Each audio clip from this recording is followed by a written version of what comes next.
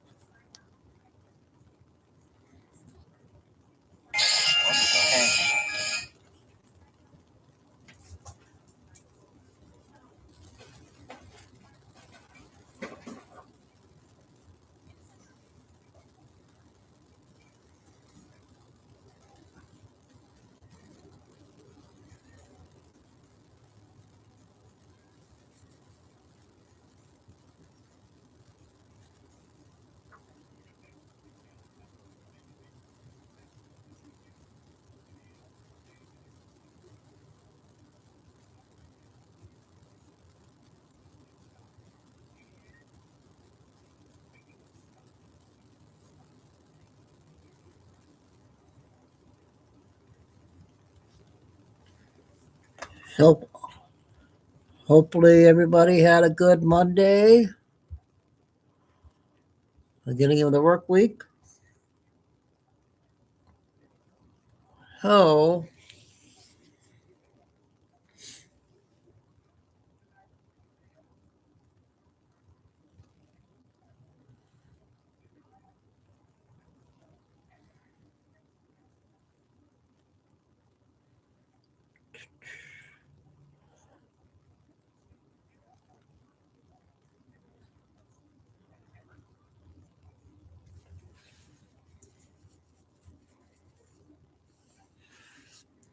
I'm gonna play two videos. One 8-minute one and one 4-minute one for President's Day. Hey, Fine Eagle. So I had messed up on my settings on my Telegram. I got my old number on there. Luckily, I can still get to it.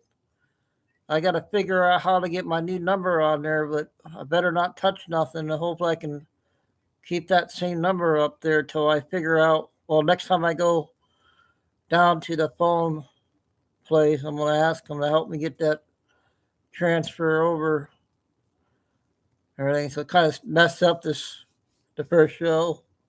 But we had a little bit, got out a little bit stuff earlier. Oh, USA Women's in the finals in the hockey. Hopefully, the men will be in the finals.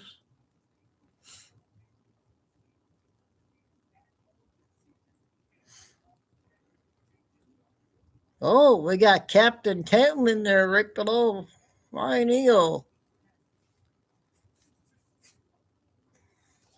I don't know when Ann's coming back, Tim.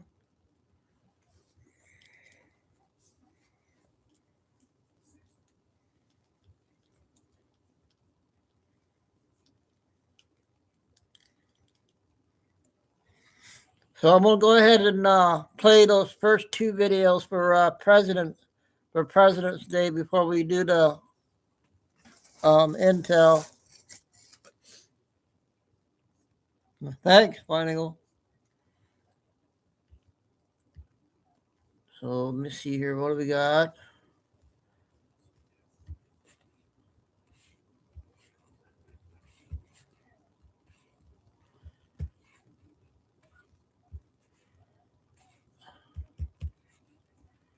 Oh, now what? Come on.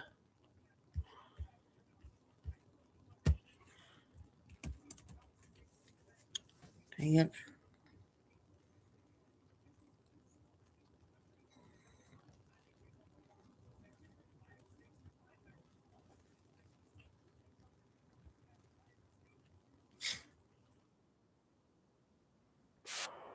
Seven and a half minutes.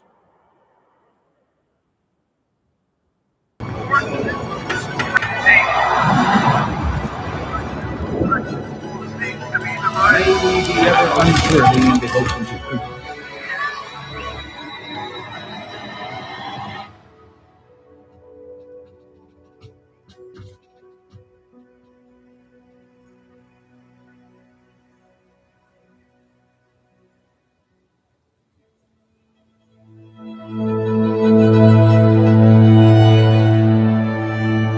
Hello, I'm Larry Arnn, president of Hillsdale College, and I'm honored to welcome you to the Indian Treaty Room in the Eisenhower Executive Office Building, part of the White House complex.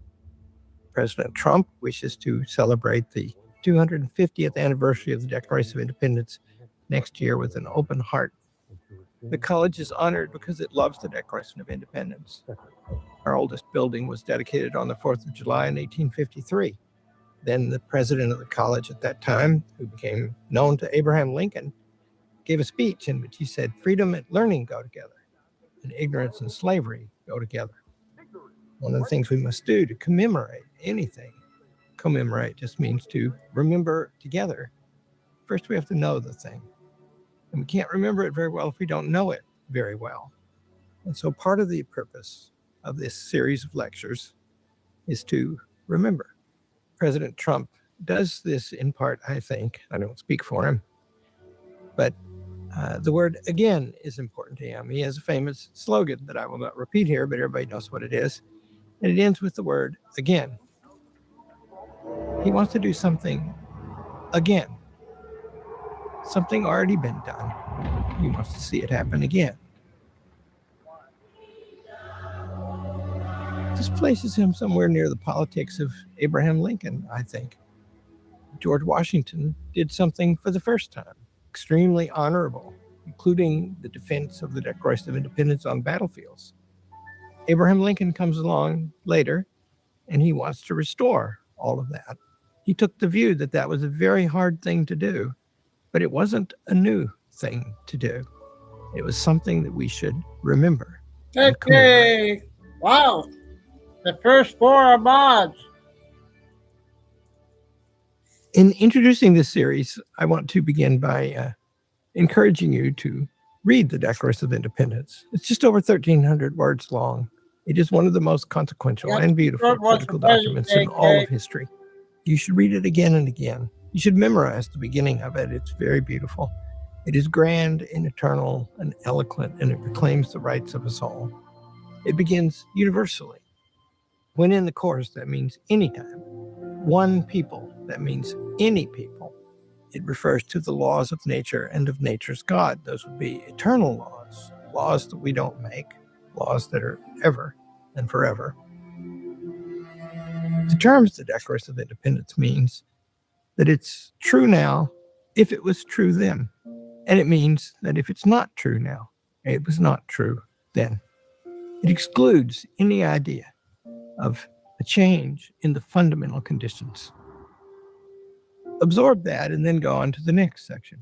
The next section raises some claims against the King of England that justify our revolution. The particular claim is that he has violated his rightful powers by invading the authority of the legislature, which indicates separation of powers would be right, and that he has interfered with representation, our ability to elect our government, which means consent of the governed has been interfered with, and he's interfered with the judicial branch. Separation of powers, consent of the governed, representation. Those things are the very structure of the Constitution of the United States, later made to defend the principles and institutionalize the principles of the Declaration of Independence, according at least to those who wrote it, and to later the very great Abraham Lincoln. If you learn those things, it's a sort of guide to the understanding of American politics. After the charges against the king comes a particular, also very beautiful, final section that becomes so particular it is confined at the end to the actual people in the room voting to approve the Declaration of Independence. We mutually pledge to each other our lives, our fortunes, and our sacred honor. It starts out with all eternity, and it ends up with those people in that room and everything they have pledged to this eternal cause. This was. It becomes the American cause, the cause of our This people, was. I get formed completely under sorry. principles of all people by a resolution they made unto death to defend it. That, I think, is the foundation stone of America right there. In the course of the American Revolution, in April of 1775, in 2 villages in Massachusetts, a bunch of people, first about 70, then maybe 3,500, were called out to fire the shot heard around the world. Several hundred British regulars were coming down the road to seize an arms depot, you might say, assert the might of the British Empire. And they gathered to stop them. And they did. They were organized to do that. Somehow it wasn't just individuals rising up. They had already bound together to cooperate. 1 minute left. It's a very stirring story. And we have the marvelous Bill McClay, a colleague of mine, a historian, tremendous teacher. He's one of our best. He's written many books. He fell in love in history a long time ago after a classical education. And I commend one of his books in particular to you. I think the best 1-volume history of the United States ever written is called Land of Hope. Listen to him and enjoy and think about your liberties and their structure and the Declaration of Independence. This first lecture is about that shot heard around the world. It was April 19th, 1775, and Bill McClay will tell us about it.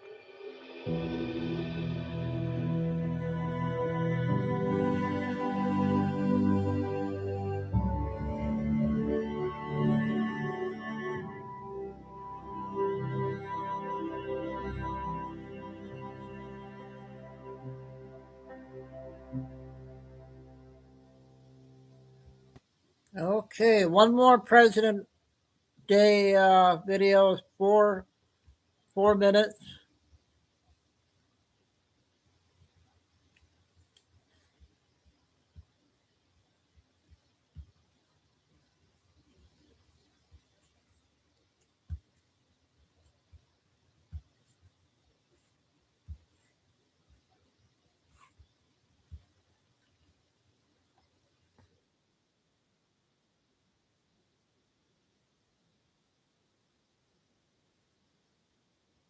Just all that. House divided.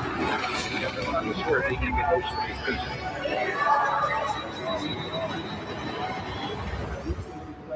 each other. Our lives, our fortune, and our sacred honor.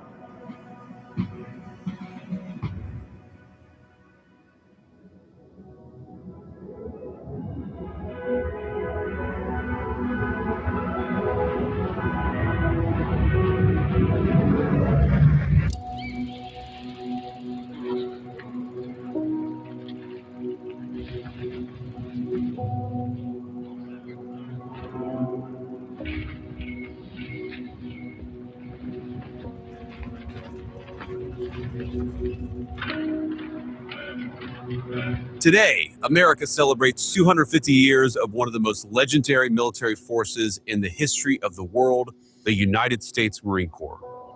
On November 10th, 1775, the Second Continental Congress passed a resolution to raise 2 battalions of Continental Marines.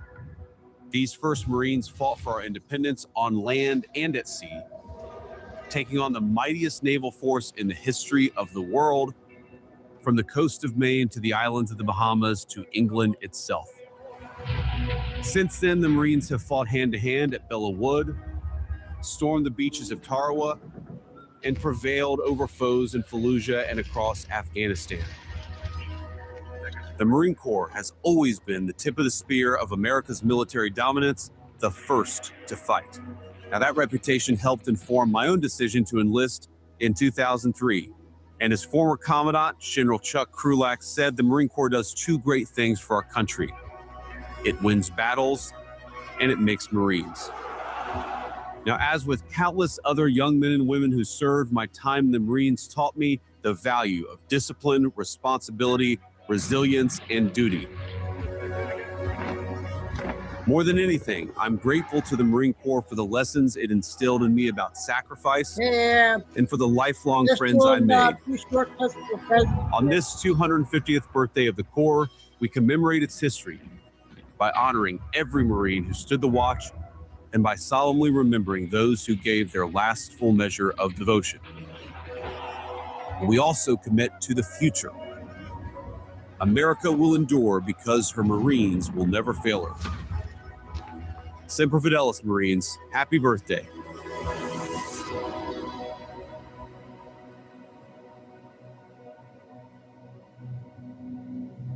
Okay, or President's Day, everybody. Okay, we'll get into intel.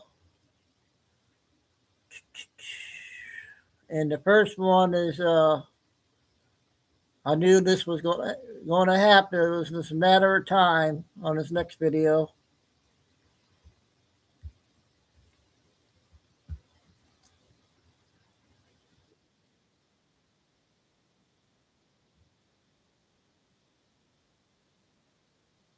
For you and get you every Teenagers taking to the streets, ditching class not for fun, but for their futures. Yeah, for their futures. Let's look at what Fox 59 didn't show their viewers.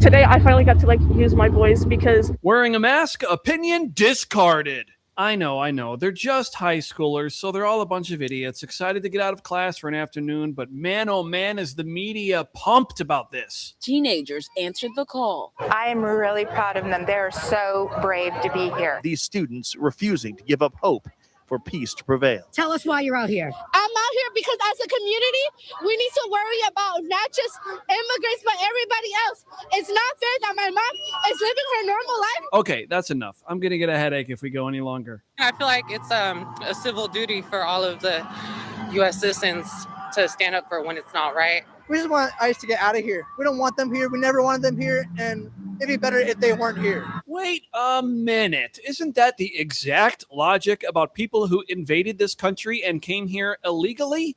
I like the outfit, though. I think this is going to be able to see that, hey, the future of this country does not want ICE. Oh, my God. This is so hard. They're just high schoolers. Don't make fun of them. Don't make fun of them. Getting tear gassed it was scary. All right, I've reached my limit. Things quickly turned violent. I asked for the microphone. They gave it to me. I said my opinion. God bless America, and I love ICE, and I love Trump. And then they attacked me. They hit me. They took my headphones. They poured water on me. Wow, it sure seems like these kids really are learning from their teachers after all, huh?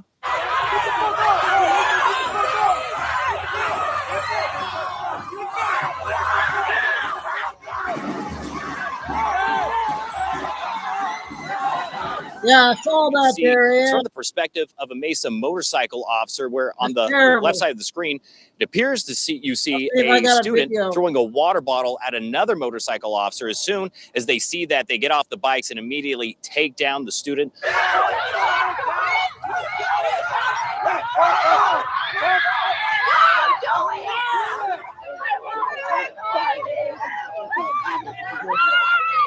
Back home to mommy. She goes back home to mommy. Yeah, this is totally a protest, and they're definitely fighting for justice or whatever.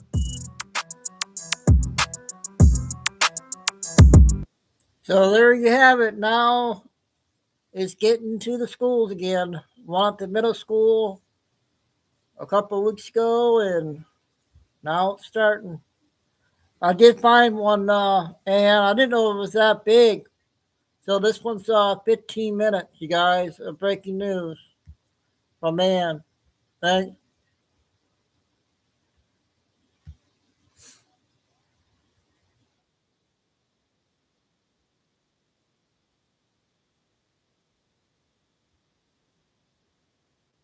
Of vehicle combat. Inside Lynch Arena. And then we have just received word that there was a third victim that is now deceased at the hospital. We have 3 people that were also injured that are at the hospital. I have no further update on them. It seems like this is a targeted event and it may have been a family dispute, but we are still investigating, still very early hours. So we're just trying to kind of get all the information. We asked if anybody has any information out there. Obviously, there were a lot of people in the arena at the time that they reach out to Detective Webb at the Pawtucket Police Department to give us any information they may have, any recordings that they may have, because obviously people were recording the kids were on the ice. So any recordings that they may have, that they obviously reach out to Detective Webb and they provide those to the police department. Were any children hurt? Like I said, right now, we're just confirming that we do have 3 deceased and 3 at the hospital injured. I don't believe anybody was underage, but at this time, again, we're still at the initial stages, the initial hours. So as the investigation unfolds, we will give more information. We're not releasing anybody's names at this point because obviously we want the families to be able to be made aware of the situation before we release any information to the public about that. Are you able to say male, female, if the suspect was male? Or? No, not at this time. Had the hockey game started? I believe so, yes. There were high school kids on the ice at the time. Do you know which schools? I believe it was Blackstone Valley, Coventry, Johnston. I believe it was a senior night for one of the hockey teams. I'm not sure which one, but it appears that it was a high school hockey game. Chief, and it happened really quick taking the suspect down. Was it Pawtucket Police that was able to take him down? When the police arrived, the suspect was already deceased. Okay, so the suspect was already Do you know if the third person who was killed was part of the family? We wouldn't release that at this time. Again, we're not going to release anything about the deceased or those that are injured until we're able to talk to the families. We want to make sure that the families are aware of what happened before we release any information to the public. How quickly was the arena evacuated? Extremely quickly. Obviously, when some of the people inside heard the shots fired, they cleared out. They used the back door. We used some staging areas. We used Rip the Bus. They assisted us with moving any of the kids and any of their families so that we could stage in the area at Walgreens so that people could reunite with their families. Do you know how many people were inside the arena at the time? Was it a busy game? I don't know how many, but there were a substantial amount of people inside. Do you know if the suspect died from self-inflicted gunshot? Again, as much information as I'm going to give you, that's kind of what I did. Again, we will give more information as it goes on, but again, we're just at the initial stages of the investigation. We're trying to uncover everything that happened. We're trying to speak to the families. Again, with a large incident that happens like this, is a lot of information to gather. Obviously, a lot of witnesses to talk to. We have several members, again, our local police departments, Cranston, Providence, State Police, ATF, everybody came to assist. Lincoln. So we have a lot of coordination that we're doing. So again, we thank our partners and we're just. Okay, 3 minutes is enough. Thanks for telling us, Ann. Okay, we'll do some short clips and then get some mini videos started.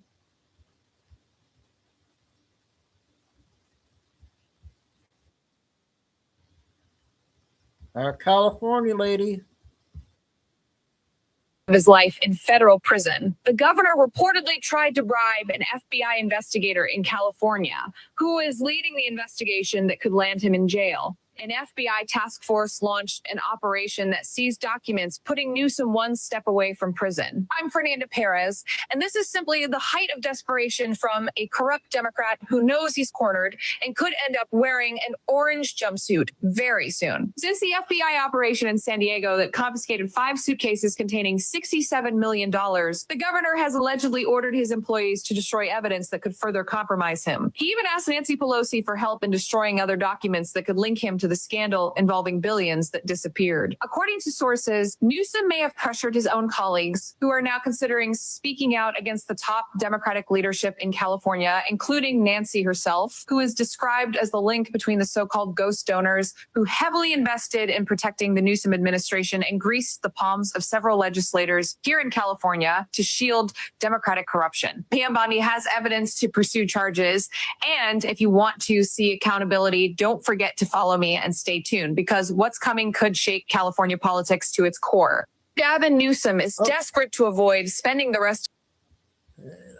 First one is 3 of them. I got 2 more.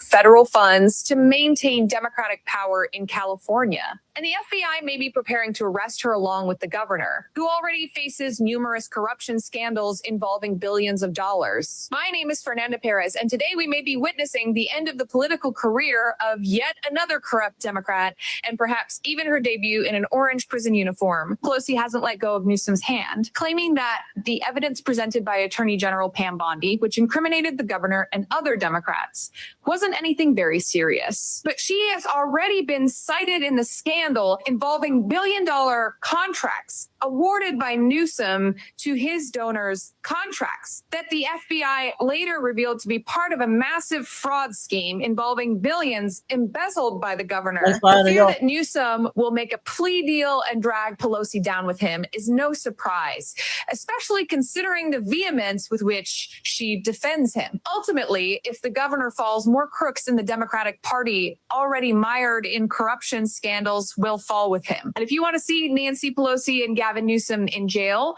don't forget to follow me, because California will finally be free of the corrupt Democrats who dragged our state into the quagmire of corruption and crime. Nancy. Okay, one more.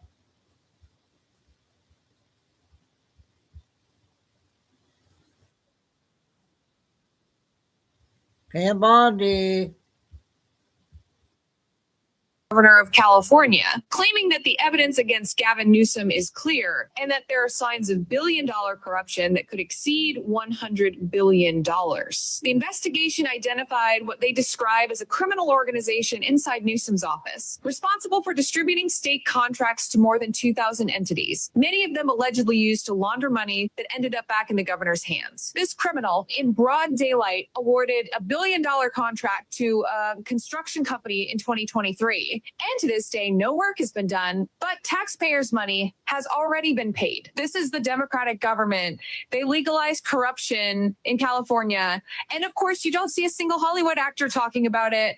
And they won't, because while Newsom was giving money to this bunch of bums, he took his slice of the cake and either sent it to Panama or hid it in a luxurious mansion. Pam Bondi now has everything she needs to prosecute this criminal and everyone who helped him and protected him. This year, we must do a complete cleanup of the state, remove the corrupt Democrats who looted our pockets, and not only that, but also put in jail those 33,000 illegal immigrants who served as votes for the governor to get elected. Even with criminal records longer than my arm, they still managed to vote to elect corrupt Democrats here. I'm Fernanda Perez, and if you want to see Gavin Newsom and his mob in prison as much as I do, follow. Okay, that's the latest with her. I got another short one.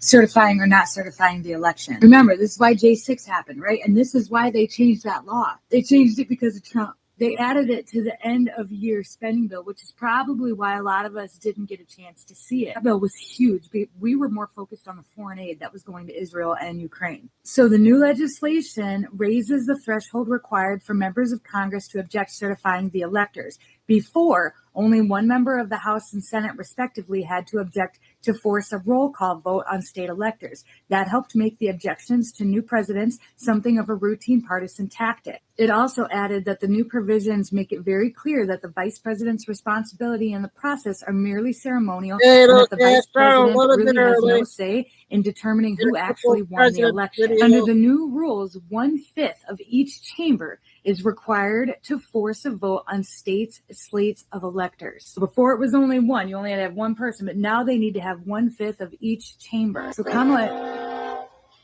I gotta wait for this train. According to this, and according to this new law that they put in, the Democrats pushed and they put in, Kamala Harris does not have the power to not certify the election. You have to get 1/5 from each chamber to vote, to pass a vote for it. It has to involve Congress. And I don't know if they have that.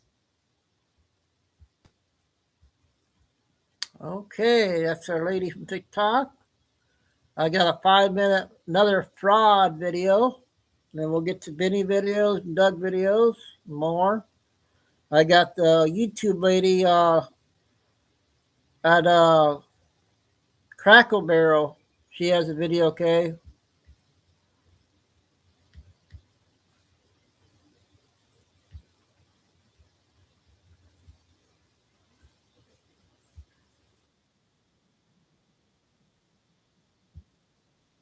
That always work with any Meanwhile, there is this. The Department of Government Efficiency, or DOGE, is asking the public for help to seek out potential Medicaid fraud by pointing out irregularities seen nationwide. Fox Business's Connor Hansen is covering the story. Connor, this is your first report on Fox Business. You've been, of course, a member of the Fox family, but welcome to the Fox Business family, and good morning. Good morning, Cheryl. Thank you. Excited to be here. And that's right. DOGE says anybody can now get involved in rooting out Medicaid fraud across the country, saying radical transparency will be a deterrent. HHS has released its largest trove of data in history for the public to download. You can now scroll through 7 years worth of data for procedures billed, claims submitted, and how much Medicaid paid out. DOGE says this could have been used to detect the large-scale autism diagnosis fraud seen in Minnesota. A number of activists, experts, and ordinary citizens have already claimed to uncover fraud through combing through this data. Elon Musk celebrated the effort, posting to X, "DOGE is not a department, it's a state of mind." One expert believes the total amount of fraud across the entire government could be reaching $1 trillion annually. Secretary Bessent estimates losses of up to $600 billion a year, around 2% of GDP, while I put the number closer to $1 trillion annually, or $115 million every single hour. The data dump comes as Treasury Secretary Scott Bessent launches a website to take confidential whistleblower tips and offer financial rewards. He says Americans have the right to know that their tax dollars are not being diverted to fund acts of global terror or to fund luxury cars for fraudsters. Some Democrats, while condemning fraud, criticize cuts to the federal funding.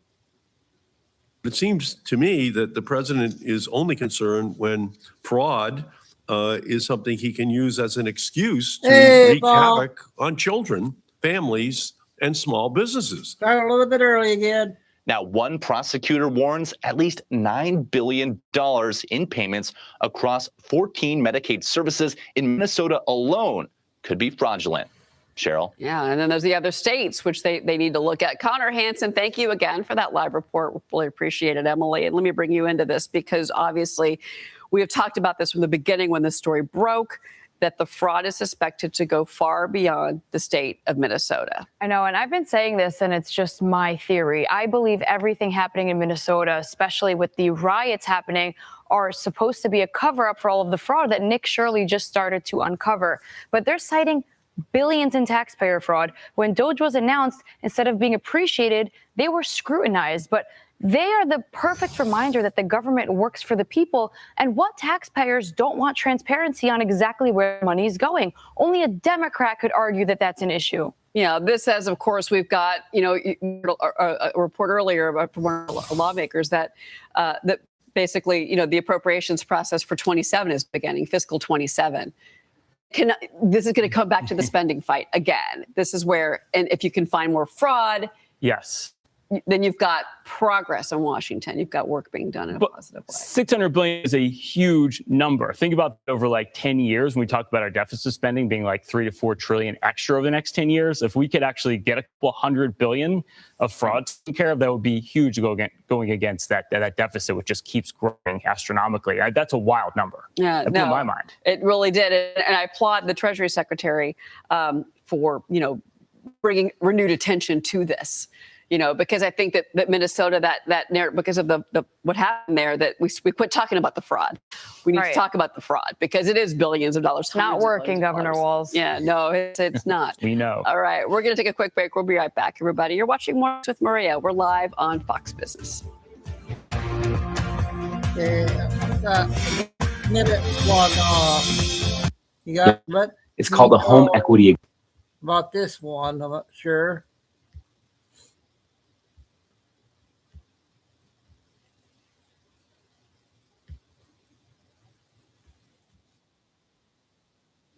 I don't know if we ever played this one or not. I don't know if it's good or not.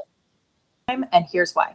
We are being given a first row seat to the grand reveal of the truth of how our planet has been operated and managed this entire time and how we have been indoctrinated into a system that is built on keeping our consciousness locked under lower states of vibration. This is all about energy, and the powers that control our planet, the powers that were, I should say, are well aware of how to manipulate energy, how to perform rituals, how to use incantations, prayer on a mass scale. And they have known this the entire time. Epstein files are the door opener to disclosure. What's happening right now is disclosure, because the people are realizing that there's a lot more going on our planet than anyone would really care to realize. This is ontological shock at its finest. And this is distraction, and this also is a psyop, because it is intentionally happening right now to make us freak out and to make us panic. But what we have the option to do right now is to take the power back into our own hands. What are we going to do with this information? This is the decision point. This is the choice point, the nexus point. If you think of it like quantum physics, we are on a planetary grid right now, lines of latitude and longitude. There are all these different timelines that exist, going like this and going like this. Okay. Which one are we going to choose? Because up until this point, it's been chosen for us. Now is our opportunity to choose what timeline we're moving forward on. What is the future that we are going to build together? And we cannot build the future that was always meant for us, the original humanity template, the original Sophia Christos template. We cannot restore that until and unless we learn the truth about our origins, our history, and who the hell we really are. You remember this one? This is so important. I cannot even put it into words. We were robbed. Our children were robbed. It was never about life preservation. It was never about saving babies. It was always about feeding the supply. Babies are supply, especially when used in conjunction with ritualistic prayer or incantations. What is prayer and what are incantations? Quantum technology. Spoken words into the ether, into the quantum field, carry the vibration of truth. They carry the capability of manipulating the holographic reality around us, which the powers that be, the families and institutions that have been running this world for centuries, are well aware of. They know how to manipulate energy. They know how this works. How do you think they maintained wealth and power this entire time? By keeping us unaware of what's going on, by keeping us unaware of how to do this. You have to work for the system. You get trained. You get actually a big training in how to work for the system. It starts at a young age, and it's called school. I can't remember if I played it. Look at how billionaires are educated. Those schools, they have nothing to do with the schools of the general population. It is a much different rhetoric. They are learning different principles. They are learning about themselves. They are learning how energy works. They are learning how consciousness works. We were never taught this. I'm not even going to say half. I think most of the population is unaware of what the pineal gland is. And this is a serious problem, because you don't even understand how you're being enslaved if you don't even understand your power center. Your pineal gland has been being calcified through the water you drink, through the toothpaste you use, and through the content you consume, through the frequencies that you are unaware that you are consuming. And it has been happening this entire time. Your pineal gland is the gateway to your higher consciousness, to accessing your power, to accessing your Christ potential, your Christ consciousness, higher densities of consciousness. New Age community calls this 5D. It's a higher density of consciousness, not a higher dimension. We're staying in the third dimension, but we're moving into a higher density. That is what is happening here. If we don't understand that we were stunted, our growth was stunted at a young age as a species, then we can't fully understand who we are and what we're here to build together, because we're just going to keep repeating the same karmic loops and generational cycles. We're here to break them now. And actually, the tables have turned. It's too late now. That system is falling. It is crumbling to the ground.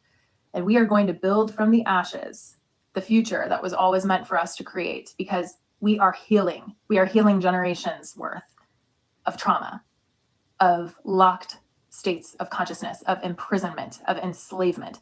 We are done. The war is over. The war is over. But it is up to us to end it once and for all here on the surface. It is up to us to take the power back into our own hands. There is a mass generational wealth transfer taking place right now.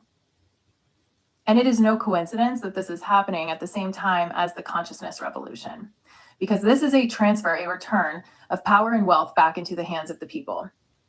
The people who are here to build what the New Age community might call the New Earth. That's what we're watching happen right now. This is the crumbling of Hollywood, the crumbling of the economic system as we know it. It's not a market collapse. That's not meant to happen. We're not meant to experience anything like that. The system itself was built for events that would cause market collapse so that the billionaires and the ultra wealthy could profit off of those market collapses. The whole thing's been engineered this entire time, and the Epstein files are revealing all of this. You have to read between the lines here, guys. There is so much more going on beneath our surface around the entire world, and there's a lot that's been happening in our skies as well. Now is the time for us on the surface to realize and remember the truth of this and to take matters into our own hands. So what are you going to do with this information? How are we going to come together and have more conversations about this? Because we need this knowledge. Yes. I mean, everyone is becoming aware of this, but it's a whole other thing to implement. What are we going to build from this? How are we going to heal together? And how are we going to help each other? How are we going to accept each other for our differences now and come together? Because we have been programmed to fight each other this entire time. We've been programmed to look at your neighbor and to judge them and find something wrong with them. How do we reclaim our sovereignty in this? How do we stand up to the system? That's what we're being asked to do right now. That's the real reason that this is happening right now. It's not meant to be a distraction. They want it to be, but we're not going to let it be. The Epstein files are giving us. Okay, I'm glad I found that one. Thanks, Fine Eagle. Fox News just got a breaking news update with another drug bust.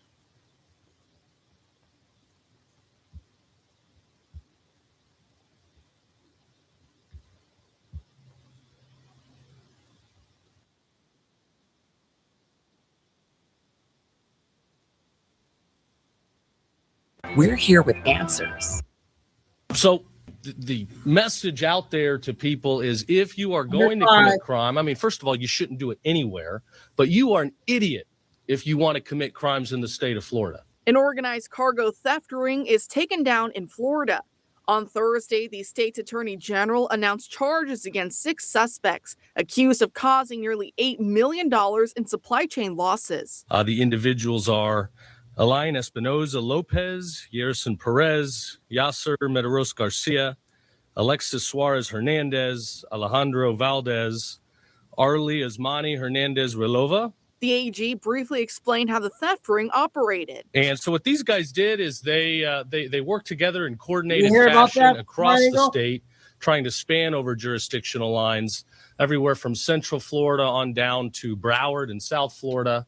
They stole from trucks in the supply chain that would often be parked in parking lots, oftentimes overnight, leading to over $7.8 million in loss that we've been able to discover so far. Stolen items include copper wire, HVAC equipment, electronics, retail merchandise, and even food and beverages. The suspects would allegedly disable GPS to confound law enforcement and then pass along the stolen goods to accomplices for resale. Over the course of the investigation, our team identified 6 primary subjects responsible for 32 separate thefts incidences. 32. These crimes involved 51 stolen commercial motor vehicles and 28 stolen cargo shipments. These crimes took place between May of 2023 and March of 2025. The suspects are facing a maximum combined 300 years in prison.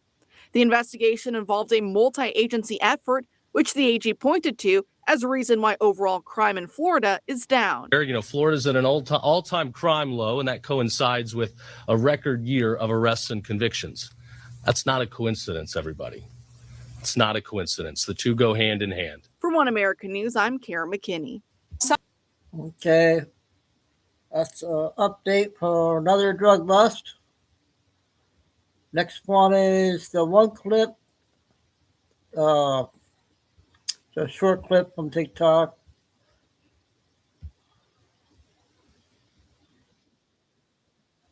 That lady there that just said something. Race of beings called beasts. This is their message. We are in transit now, aligning you all with frequencies of the highest vibration. for transfer to the 5D reality. We see you all assisting with holding the light upon the planet, and we thank you for being here as witness to the happenings upon your planet. We see how much change is needed for you all. Moving into a new reality will bring you possibilities you never thought existed. Being held back in this 3D realm has caused you to lose belief in yourselves, to lose hope for your future. We guide you in knowing that your future will be the brightest part of your lifetimes ever. You will know this as soon as you experience moving into the 5th dimensional reality, where all probabilities exist for you all and in high vibration. You have all awakened, and there is no turning back. Forward motion is your birthright. We bring you ideas of your grand new future as we hold you in light upon the planet. Shifting of energies is building, and it won't be much longer before you arrive at your final destination. Humanity's consciousness is building at a rapid rate now. The cause is awakening to the truths that have been hidden for centuries. All is aligning for you in rapid succession. We grant you knowing that it is in your very near future. Everything where things will unfold properly on your timeline, holding the light and holding higher vibrations for yourselves will bring ease to your existence here now on 3D. Knowing what is happening around you is enough to bring you further into the light. Light codes are being passed down to you individually and as a whole, bringing you knowledge and great realizations of pertinent information you will need to know once we have shifted, aligning you all with higher frequencies that will carry you through. We judge no one. We see all as great members of the Galactic Federation in your future timeline. Do not worry about your status for moving into the 5D reality. I am sure that the ones that will not be moving forward already know their fate. This great feat of the new Earth reality will be yours. We see you as bright lights upon the Earth, assisting you now with many changes in your future realities, combining with special talents you all have that will be enhanced as we move through these changing frequencies upon the planet. Knowing this reality exists and that this is your true reality is freedom for you all indeed. Bringing you comfort and peace, you shall notice that emotions of fear, anger, and hatred have left your being. You have all moved into a more peaceful state, aligning with the higher energies of enlightenment. We see you all advancing so beautifully. It is the rising consciousness of the people on the planet that are causing this to occur, this changing to the new 5th dimensional density. We are all so proud of you for your awakening, for holding the vibration of the 5D new Earth in your thoughts, in your minds, and in your prayers. For this is causing great change upon your planet now for the betterment of all humankind. We relay messages of great peace and grandeur meant for you all. We are beasts. We are with you now and in the future. Thank you for receiving our message. Thank you for being my voice. We shall come again. Another important video everybody needs to hear. I just got a text, you guys.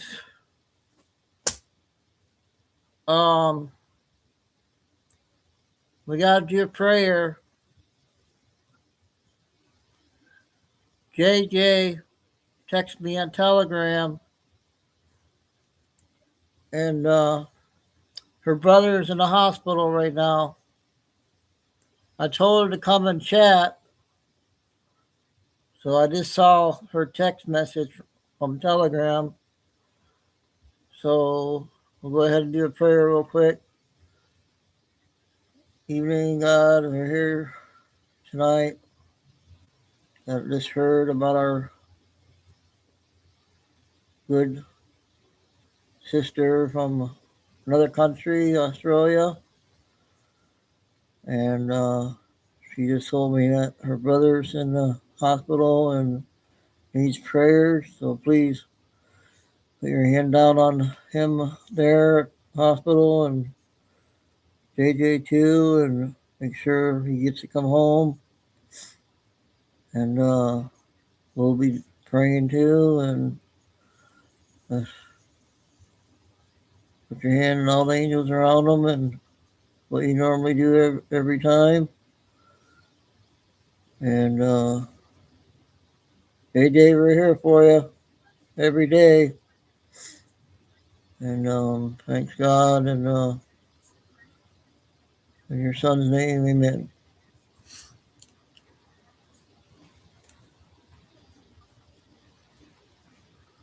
Love you, JJ. We're here for you.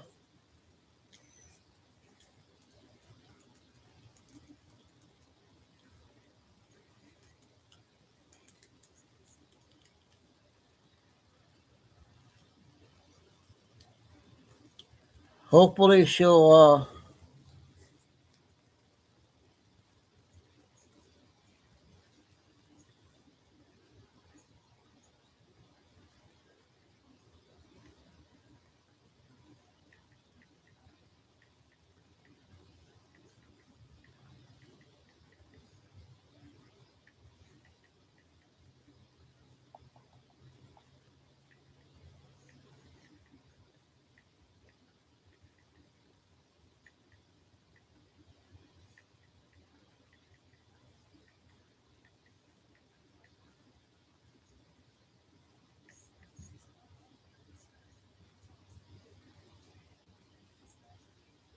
okay.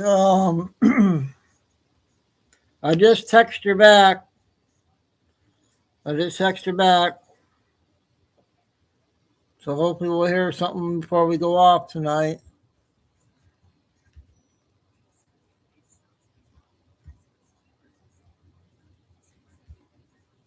Okay, we'll get Vinny going here.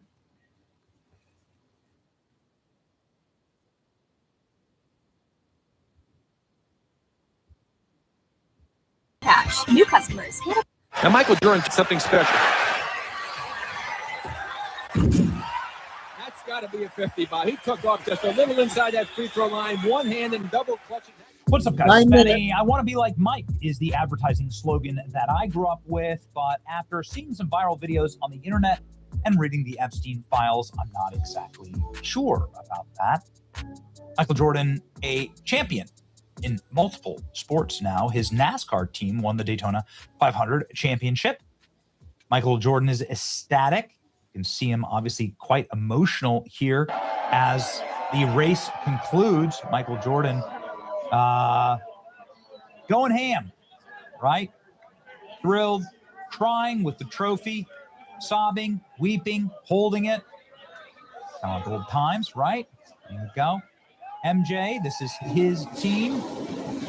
Obviously, there's champion.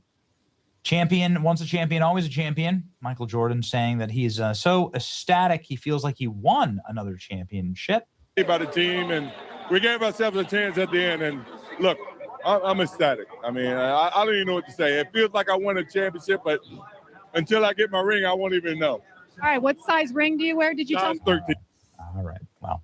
The guy has plenty of rings. Okay. Well, 13, very good. You guys. But 13. there is a disturbing piece of footage that has now surfaced after this celebration where Michael Jordan is ringing in the championship in a very peculiar way. Michael Jordan here with a young child. You hate to even say this, right? But I don't know, behaving strangely. Let's just go ahead and watch. Michael Jordan pinching and patting and petting the young kid. The young kid tries to swat away his hand? I don't know. I mean, it's a little weird. Hopefully he knows the child. Does that make it any better? Is it his child? It is not. We checked. Seems odd. Certainly something that would merit further investigation. People are noting that Jeffrey is Michael Jordan's middle name. And I've had about enough of this in the Epstein files. Oh, no, Michael Jeffrey Jordan. Come on. Come on. Let's see. What are people saying about this? This is effing disgusting. What the F? Can't let MJ get away with this. The MJ video is a real problem, man. A real problem. 40 years of arguably the coolest legacy ever, and all out the window in 10 seconds. Inconceivable for somebody from my era, for MJ to look like this. It's the price you pay for grabbing kids' butts, I suppose. Gary! I mean, that is totally what he's doing here. I just did a prayer for JJ. Being completely serious, this is not funny at all. It's actually gross. What is Michael Jordan doing? I mean, this has been seen by nearly 4 million people. Chill out. I don't know, man. Generally, what's happening here what could have caused him to do this? Daily reminder to stop idolizing celebrities. People are now crashing out on Michael Jordan. I think this deserves some explanation. Obviously, Michael Jordan is currently facing backlash after inappropriately touching a child on live television. He should be charged and universally scorned. Aggressive as vanity dad who failed only test that matters, stood by cuck laughing nervously, and yet took no appropriately violent action. Outrageous. That's Tyler Riddick's son, Bo. Jordan is like family to them. You never did something silly like this to your nephew. Okay. So they're saying that it's the young son of one of the drivers. Okay. Guess who wasn't in the Epstein files, though? Okay, let's investigate further. What is MJ doing? Michael Jordan is doing what? I'll never look at Michael Jordan the same again. This is 9/11 for NBA Twitter. I thought this was a meme. Okay. All right. Nah, the GOAT deliberately is officially over. LeBron is better than Jordan.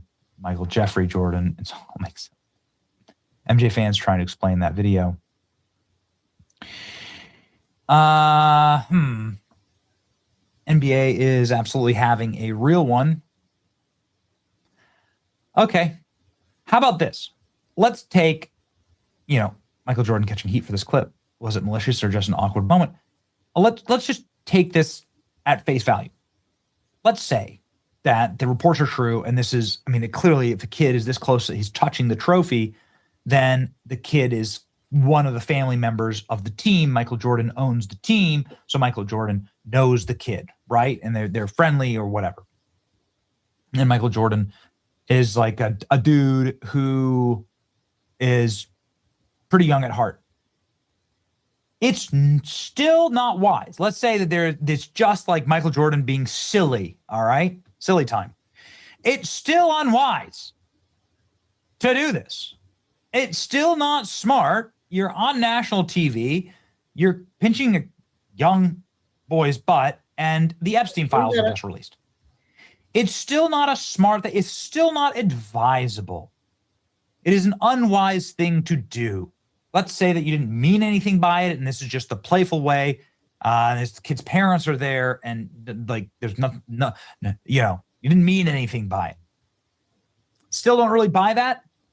Doesn't matter. Even if all those boxes are tick, tick, tick, tick, tick, still shouldn't be doing this on national TV. What do you think people are going to think? What messages are you sending? You have to be constantly considering this. Michael Jordan was constantly considering this while he was playing. He didn't get into politics. He didn't get into divisive political issues. He never answered questions on that kind of stuff. He always tried to keep a stiff upper lip, on the up and up, be a role model.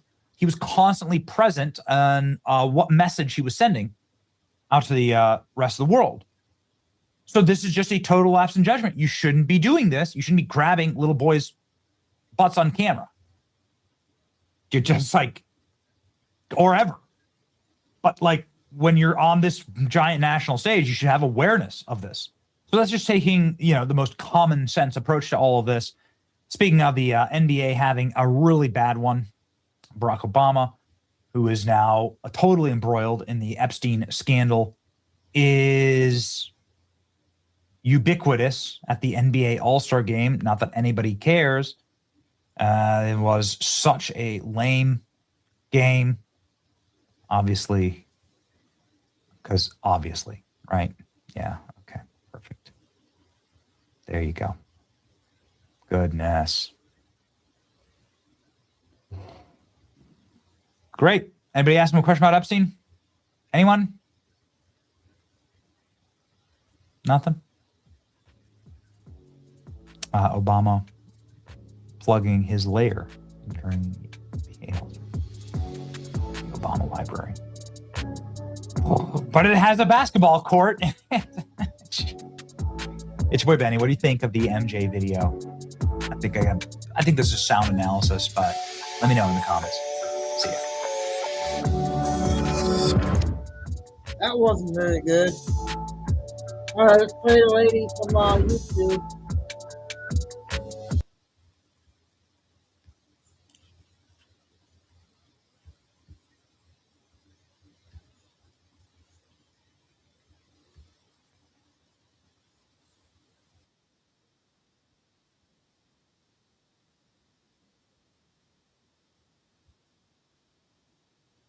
Fuck it! I'd like someone like us to cook my food. Like us? What? 16 minutes. Only at Waffle House. I don't even know what to say. So there are two constants in life. Waffle House is always open, and there's always something crazy going on inside of it. Today, we're diving into wild and crazy Waffle House TikToks. I'm talking about employees snapping, customers fighting, and situations that somehow seem to escalate before the hash browns even hit the table. Because at the Waffle House, it's not just breakfast. It's performance art.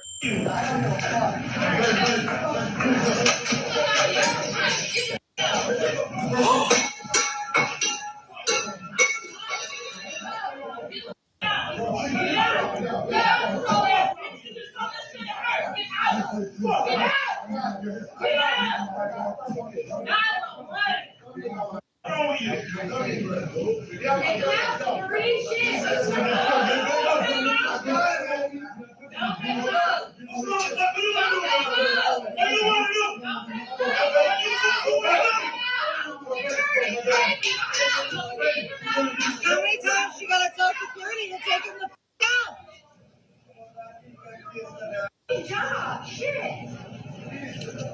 So someone said security take them out. Does the Waffle House have security guards? I would not be surprised if some Waffle House locations had security guards. I want to know what happened. But of course, we'll never know. But you know what? We could watch the glorious fights that ensue even without knowing how they started. JJ's brother is in the hospital. I'm in the That's the manager. Says never go to this Waffle House in Fort Worth, Texas. 0 out of 10. The manager was so ghetto, cursing at customers in front of the police. So this police officer is either there just simply waiting to make sure that, everything de-escalates and he is not needed, or he is there to eat some food and he's just, sitting around waiting for his eggs and waffles. I wonder if we'll find out which one.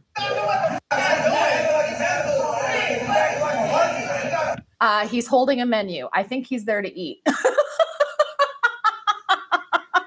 This police officer looks so incredibly unbothered by what is happening at the Waffle House. He's probably just waiting for the chaos to die down so he could order himself some food.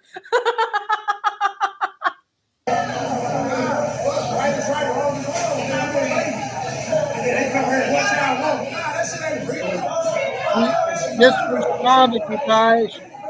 He's at work. Is anybody going to take this cop's order? Oh my gosh. It's my first time here, so I'm gonna need you to beat somebody up before I go. You need me to beat somebody up? Yeah, I heard this back door Waffle House.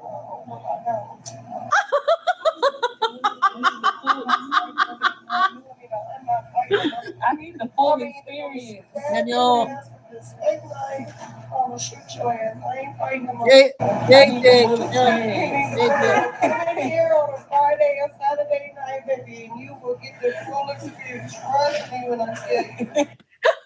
She's like, I need the full experience. You need to fight somebody. Someone needs to throw something. So fun fact, I've only ever been to a Waffle House one time, and I went for breakfast, and it was just like going into an IHOP. There was just, I'm guessing that most of the crazy stuff happens like on the weekends at night, like when people leave the club and they go to like sober up or whatever. But that is just so funny. I love this woman's attitude. She's like, I am too old for all that. You want the real experience? You come on a Friday or a Saturday. Nope. I'm getting too old for this shit.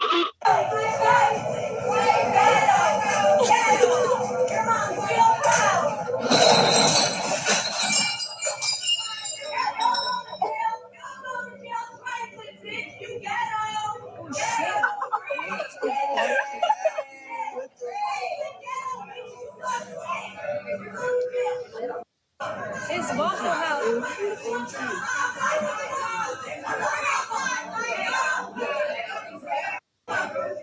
Thanks, Carol.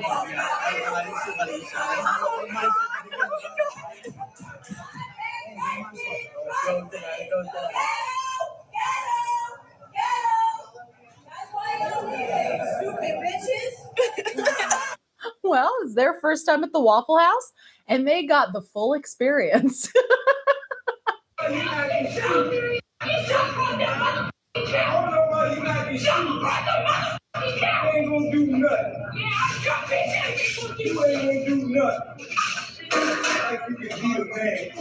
Wow. Only at Waffle House.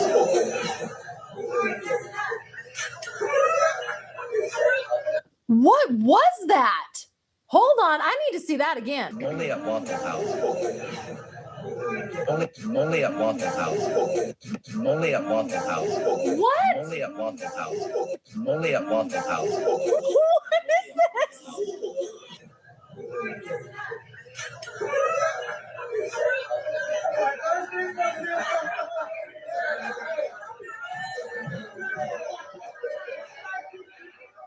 What did he do? What did he do to deserve that?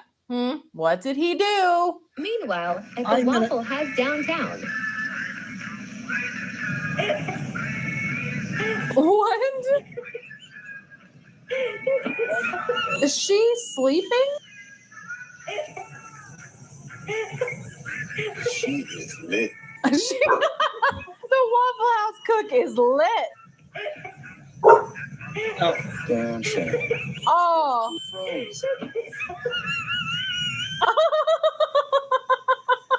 And then it dings, and then she's back to regularly scheduled programming. Do you think this candle will cover up my friend's overpowering cologne? Impossible. Hey, do you mind paying? All I have are nickels. Not at all. Do you change for a nickel? Unlimited 2% cash rewards on purchases. The Active Cash credit card from Wells Fargo. Terms apply. Going shopping. Yeah. At Aldi, we don't have massive stores that waste your time. So you can shop.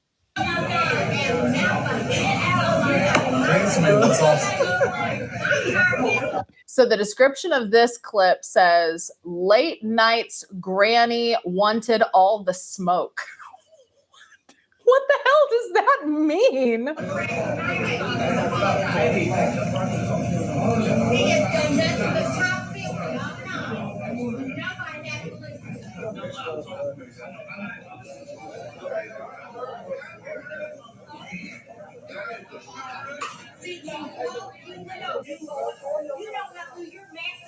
Man, we need to chill. No, I don't have to have a child. You gotta have a kid. You ain't gotta have a kid. If you didn't have that, you'd probably be falling forward right now. No. I can shove this one up your ass. You might, I mean, I might like it.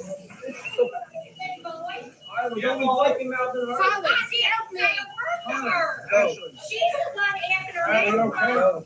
How's she go? We're good. I said don't talk to her. Hey, come on.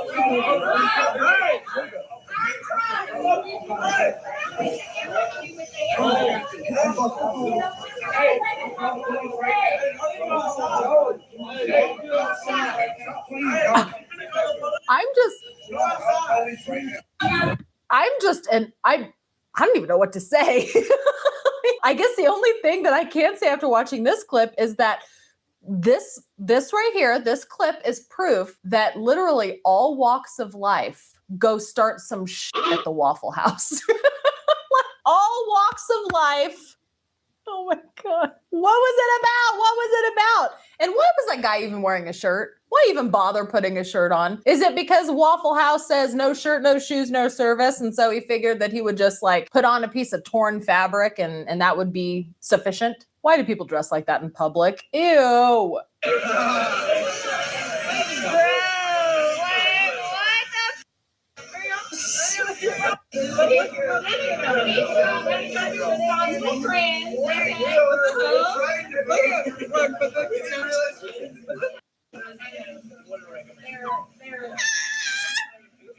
I know, literally. Get your chest,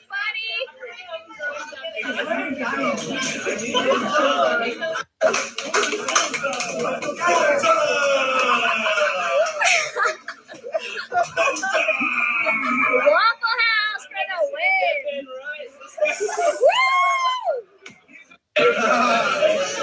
Do you think the Waffle House employees ever get just annoyed by people doing this every single night at 2 a.m.? You think? You think they do?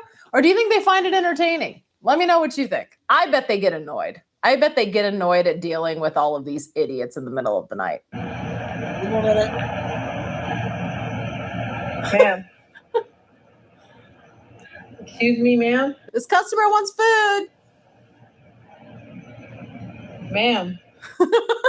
She's sleeping. She's sleeping underneath a now hiring sign. Oh, the irony. I'm sorry, I'm loud. No, you're good.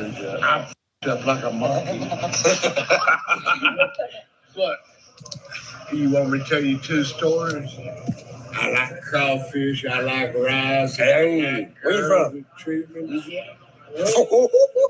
No, you kind of smooth. You look smooth with it. Where you from? Yonder. You from Texas? Yes, sir. You know what happened? I f***ed a hog once. But I'll never do it again. That son bitch turned around and squealed on me. I lie. You gentlemen have a good evening. Y'all don't meet people like me very often, but I don't either. Okay, you want to hear a porn?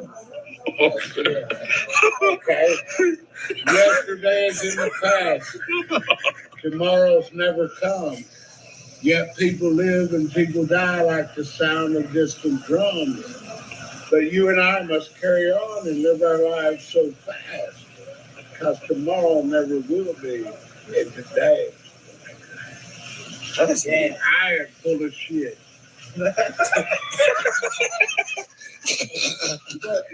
I love you anyway. The guys at this table look absolutely petrified. Would you like to try one of our manager specials? Is that your cook or your manager over there? Oh boy. This is a Waffle House employee training video. Now, I don't know if this is a legitimate Waffle House employee training video, but let's just pretend that it is and see what Waffle House employees are learning before their first shift. That is our grill officer. Can I see your manager then? Sure. Let me go get him for you. Hi, sir. Can I help you? I'd like someone like us to cook my food for me. Like us? What? What? Are they? What? Are they going there? They're going there. Are they going there? Let's see if they go there. I'm not sure what you mean, sir, but Bo is our best grill operator. He taught me how to cook. I don't want him touching any of my food. I want you to do it. Sir, I'm sorry, but Bo's the grill operator this morning, and he will be cooking your food. If that's not okay with you, I'm going to have to ask you to eat somewhere else. Man, I can't believe that guy. I really appreciate Bob having my back. This is why I love working here, because Bob, he stands up for his people. Would you like to try one of our If this is a real Waffle House employee training video and they're teaching their employees how to deal with racist customers, I don't even know what to say. But now I just need to know, did he eat there? Did this racist prick actually eat there? I must know. Hey guys, and thanks for choosing a career here at Waffle House. I'm Blueberry, and I'm going to be taking you through some of our training exercises today. So clearly this is not a real Waffle House training video, but still, let's see how this goes. Let's go. Welcome to Station 1, Customer Service. We want to make sure that you really know how to deal with our customers. This here's Buckshot. He's one of our line cooks. He's going to start throwing these chairs at you. Once you get past that and knock him out, we'll move on to Station 2. Station 2 is time management and multitasking. We really want to make sure here at Waffle House you can manage your time correctly. So what we're going to do is we're going to draw a circle on the ground up against this brick wall, hand you a menthol cigarette and a flip phone. We need you to suck that down in under 2 minutes while you yell on the phone at your kids. If you can handle that, we'll move on to Station 3. Next up is uniform and appearance. We got Buckshot again here. He's a little bit of a jack of all trades. He does all our tattoos for us. Oh my God. Ladies, we'd like for you to get them on your lower back. Fellas, you can do arm, face, or neck. It's all up to you. Now, last but not least, we do have to do a background check. And if you pass it, unfortunately, we're going to have to go our separate ways. But if you fail, we'll see you on Monday. And you better bring your A game. So we're going to fuck you up. Where do I sign up? So everybody remember, no matter how bad your day may seem, somewhere out there is a Waffle House employee about ready to clock in for their shift. And just be glad it's not you. If you like videos like this and want to see more like them, I thought that was an important one to get out. She's right. Okay, we'll do some short clips. I'll probably go to 8 o'clock tonight, you guys. We'll go another hour or so. That one newscaster is going to, this next one's going to be, I don't know if it's true or not, but see what they say about.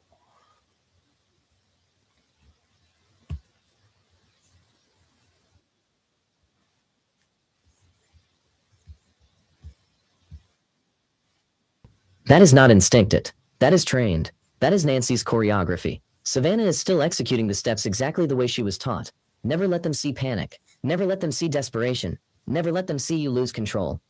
Because control is the only currency that ever bought her mother's respect. One of the people asked, "Do you think Nancy would actually disapprove if Savannah fell apart on camera right now?" Tom didn't hesitate. "I think Nancy would be appalled. Not because she doesn't love her daughter. God knows she does. But because she spent 46 years teaching Savannah that the moment you let emotion take over, you lose." And Nancy never lost. Not when her husband died. Not when she raised 3 kids alone. Not when life kicked her in the teeth. She didn't cry in public. She didn't beg. She fixed it. And she expected the same from her children. He added something that felt almost painful to hear. "I've seen Savannah cry exactly twice in all the years I've known her. Once when she told me about her father-in-law's death.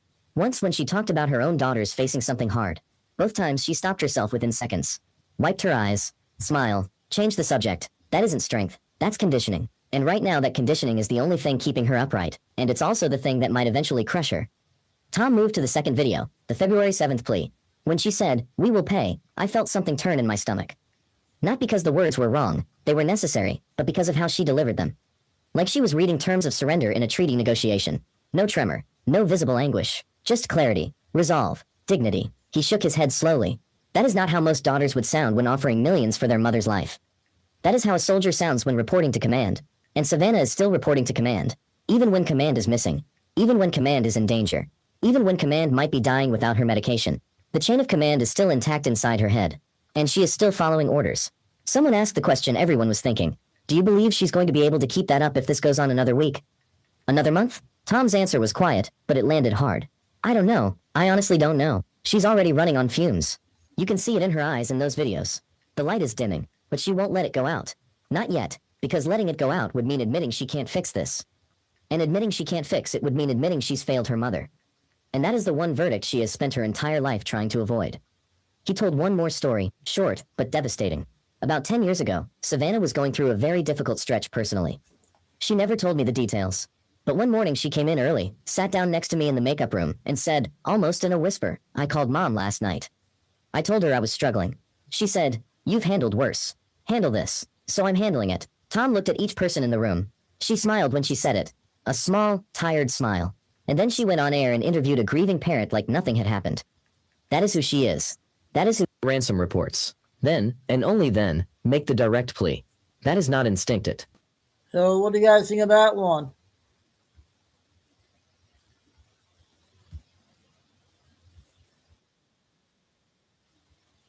Moon, you guys.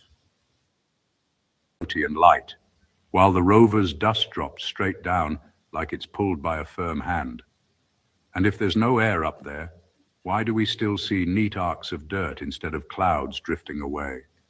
And one more thing, why do shadows on bright rock feel so sharp, like a spotlight on a dark stage? These clips feel weird to the brain. Our eyes expect dust to drift, like it does on a windy field. We expect people to move like swimmers, so when we see slow hops and tidy dirt trails, it can spark doubt about the big story we've been told about space and the spinning world we live on. That doubt hits hard because trust matters. If the story is off, what else is off?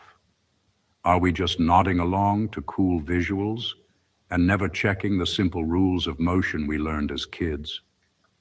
It can feel like the floor under your beliefs just shifted and nobody warned you. If this made you pause and look twice, stick around. We unpack strange visuals with simple rules, no hype, just clean thinking and fresh angles. Watch more here and train your eyes to question smarter. If the moon landing was real, how could astronauts look floaty and light, while the rover's dust drops straight down like it's pulled by a firm hand? Oh. And if there's no air up there, why do we still... That was a short clip there.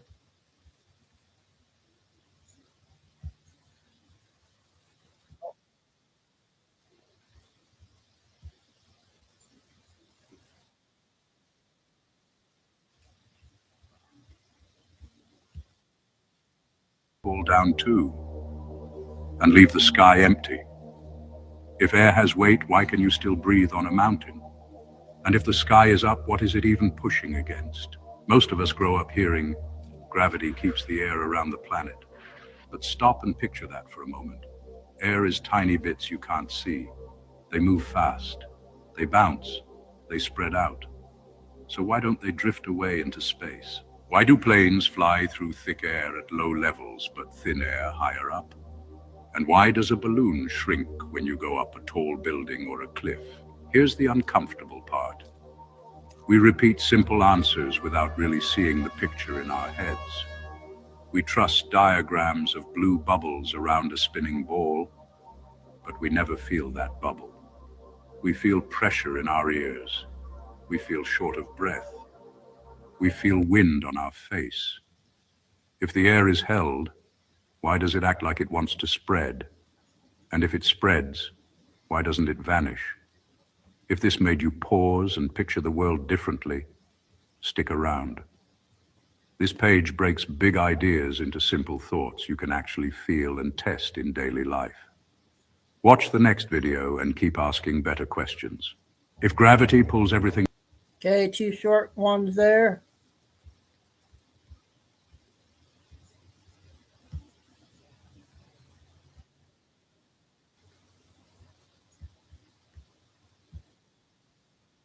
Much, and it is clear that it is by people who have never studied game theory, war games, or even played a strategy game, it seems. But I want to talk about what that would look like, 7D chess, and Pam Bondi's hearing. I spent my career at the CIA and NSA and advised other intelligence agencies. I now have my own corporate intelligence firm. All of these opinions are my own. All right, let's go. This weekend, I was tagged in a lot of videos and I saw a lot of large creators like the older millennial talking about how Pam Bondi was playing 7D chess because she got the search history of the congressman who went in to look at the unredacted files, brought them to the hearing and showed them in the folder. And that was such a power move because she's able to see who they're protecting. I cannot tell you how many videos I saw on this. The first one, I was like, yeah, no way. But then I was like, wait, people actually think like this. So let's talk about why that was level 1 on strategy, not 7D chess. Here's what she did wrong and what I would have advised her to do if she was playing 7D chess. So what she did wrong was show her hand. She showed her hand early on. They only went in once for 2 hours. And they asked the people on X and Reddit, because I participated in these forums, what documents do you want us to go in and look at? So you don't know they were going in and looking at things. Your motive is already off. You were coming in with an assumption that they were going in and looking at people that they were going to protect when some of them were asking us, normal people, what we wanted unredacted. And those are the files they focused on, like Thomas Massey and Ro Khan. You showed me your thinking, though, that you think they would only go in to look at who they wanted to protect, which shows me that that's how you think. That's what you would have done.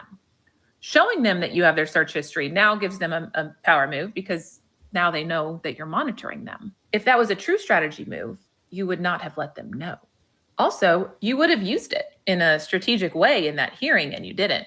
So instead of name calling, you would have said, here, you would have turned it on them. You would have flipped the tables and been on the offense, but instead she played defense the entire time. So no, she had zero strategy. What I do think she was doing is looking up what they were looking at so that now they know their risk exposure. They redacted names they shouldn't have. They were protecting people for certain reasons. And now they want to know their exposure. What did the congressman see? What has been unredacted so that now we can create a narrative to push out to say these files aren't a big deal and you can get ahead of it because you know already what's been exposed. That's what she was doing. Playing part of the cover-up, guys, not some 7D strategy. Where was 7D strategy in that room with us? Level 1 is like you're reacting. You're just saying, hey, I took a punch. I need to hit back. I'm going to do what I think I know how to do. I'm going to react. That was where she was at that entire time. Levels 2 and 3 are, hey, I think that they're going to think I'm going to move here, so I'm going to do something different. And the opposite of that. And level 3 is more, hey, I'm going to build, they have this perception of me. So based on that perception of me, they're going to do this. When you get to level 4, you are thinking, I'm creating an image of myself. Here's what they think of me. And based on that, here's what they think I think of them. Here's what I think of they think of me. It's multiple levels. When you really get into strategy, your brain is like, that's not where she was at. When you can get to the level of you know what your enemy thinks of you because you know that perception that you gave them so well. And based on that, they're going to react a certain way because you know your enemy that well. And then based on that, they know how you're going to counteract so that you can do something different and throw them off. That is 7D chess. Based on that, what do you think she was doing? Do you think she was playing 7D chess? Someone explain to me why so many people are saying that this was a brilliant strategy, because I want to know if this was such a brilliant strategy, why wasn't it played? And what is the intention? Because I actually think it just exposed what they were doing. It exposed their strategy, which isn't a war game. That's not a strategy. Anyway, stay tuned. Okay, our latest one with her on TikTok. Got another short one.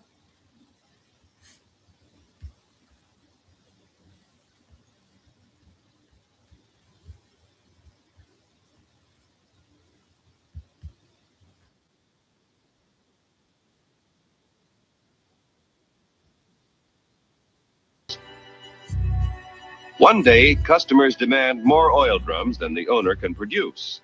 He'll have to build a larger plant to expand production. He figures it will take about $3 million to do the job. So he decides to form a corporation to sell shares in his business to raise the capital he needs. First, the owner goes to the state government to get a corporation charter and permit to sell shares in this business. Next, our friend goes to an investment banker and shows him the record of the oil drum manufacturing company's past performance and plans for expansion. The investment banker decides to help our friend sell shares in the corporation to raise the $3 million. However, before any shares in the corporation can be sold, certain information must be filed with the Securities and Exchange Commission in Washington. The investment banker and the owner must swear that the information they file contains nothing but the truth. Registration with the SEC does not imply that the government approves the stock issue as a good investment, but only assures the public that if any of the material statements about the stock issue are false, punishment will be according to the law. After SEC registration is effective, the investment banker pays the owner $3 million in exchange for a certain number of shares in the Oil Drum Manufacturing Corporation. The investment banker sells shares of the common stock to people at a price which returns his $3 million investment and shows a profit for his services in selling the stock. Money received from the sale of shares in the business builds a new and better plant, which produces more and better oil drums. Okay. Image video.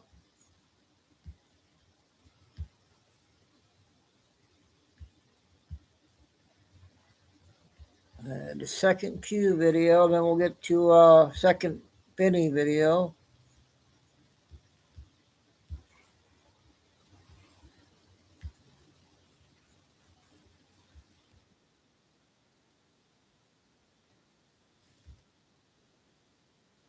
Forget everything you knew about war games. The large-scale action game War Thunder will bring you a storm of... What's up, family? Welcome back to Out of the Darkness. I am Q. So there's been a whole lot of people who have been reaching out to me, asking me about the SAVE Act.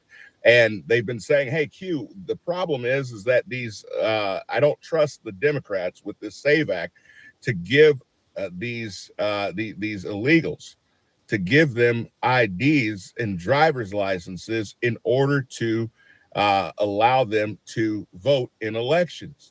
And yes, you are correct. That would be a major concern. But as much as all of us didn't like it, Trump has already put in a protocol or a fix for that last year. If you guys remember, there was this big push to get everybody signed up with Real ID. With Real ID, you've got to submit birth certificates. You have to submit proof of residency, whether it be, you know, your property tax records, or you have to produce your lease agreement. You have to show that you are you have bills being paid at that particular address with your name on it. You have to show your social security card or your tax return with your social security number. You have to show your W-2s. Like, you have to go through a litany of different paperwork to prove your citizenship. So there's already an apparatus in place. Now, Trump has made it very clear with this this Real ID that you can't even fly without having it.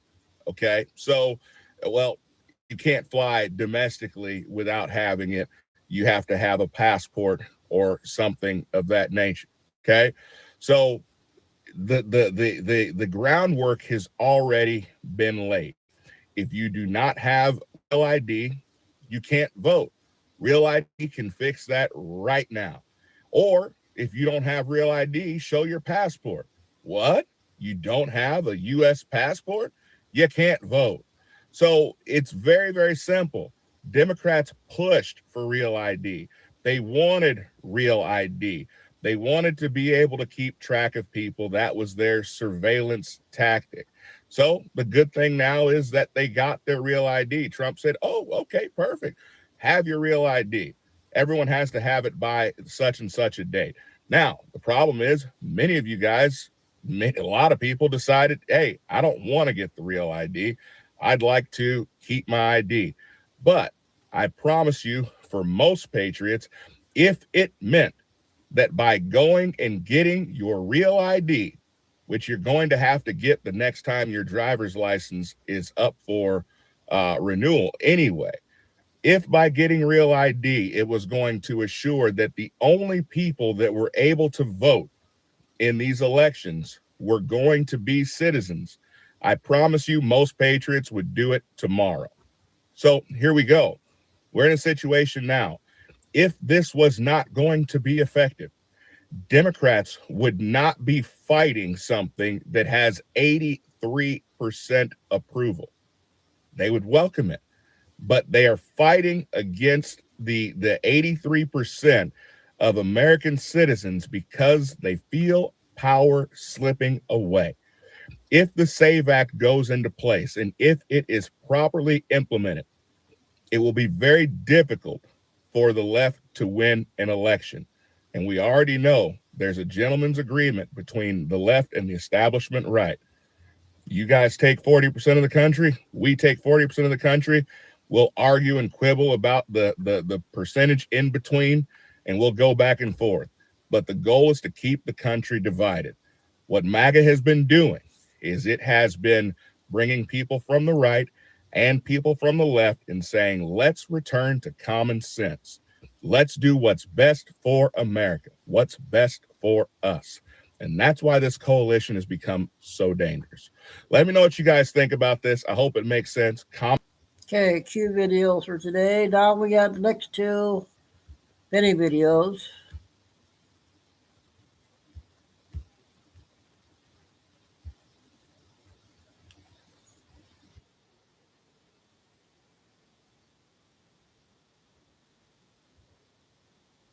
Every day. Send me down!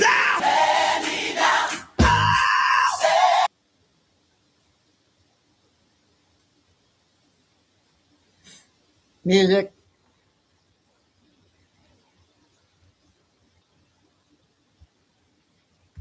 What's up, guys? Spenny. When the masses are waking up and ready to stage a revolution against the predator elite and their monstrous habits as exposed in the Epstein files, and Barack Obama, three-term president of the United States, I'm counting Joe Biden's cadaver term as one of Barack's, when Barack Obama himself is now embroiled, hiring Jeffrey Epstein to cover up his own prostitution. Oh, yes, and we have the receipts for that.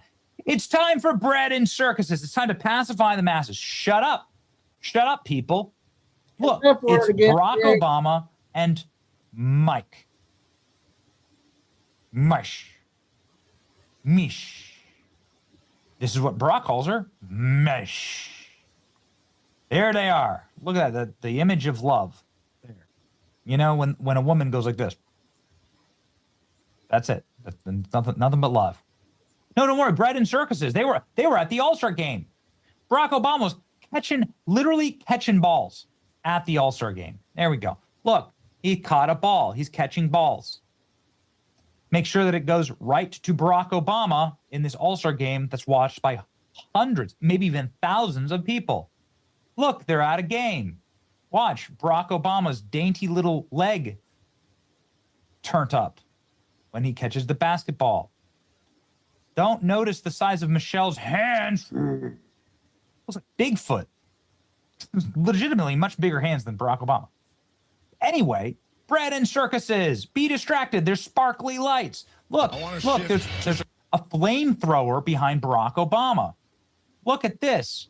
Wow, flamethrowers, sparkly lights. Everyone be distracted. Don't pay attention to Barack Obama covering up prostitution by hiring Jeffrey Epstein. Barack Obama says he likes the Olympics. Barack Obama catches balls. Barack Obama gets a standing ovation. Barack Obama now opposes criminal aliens and opposes all aliens, kind of, by announcing there are aliens. Here. Are aliens real? They're real, but I haven't seen them. And they're real, okay, but I haven't seen them except for the millions that I let cross the border. But it's a totally different thing. Bread and circuses. Wait a second, I'm walking back on the alien thing. Whatever. Okay, it's all distraction. It's all distraction. Barack Obama is a famously private person who doesn't want to go out and do public events, who doesn't want to go out and have questions asked of him, uncomfortable questions. He's bad at this. He's never really been good at it. And he really doesn't want you paying attention to now the Jeffrey Epstein story tightening around his administration. This is Catherine Rumler. This is Barack Obama's personal attorney. She was the White House counsel, the most powerful attorney in America, everyone says. She was as close to Barack Obama as anyone. Well, of course, except for Jeffrey Epstein. She emailed Jeffrey Epstein. Look at this. This is Catherine Rumler, former White House counsel for Obama. Look at the number of times she emailed Jeffrey Epstein. More than anyone else on the Epstein list. Look at this. Look at that. Look, almost twice as much as anyone else on the Epstein list. Look at in such incredible amounts, such frequency.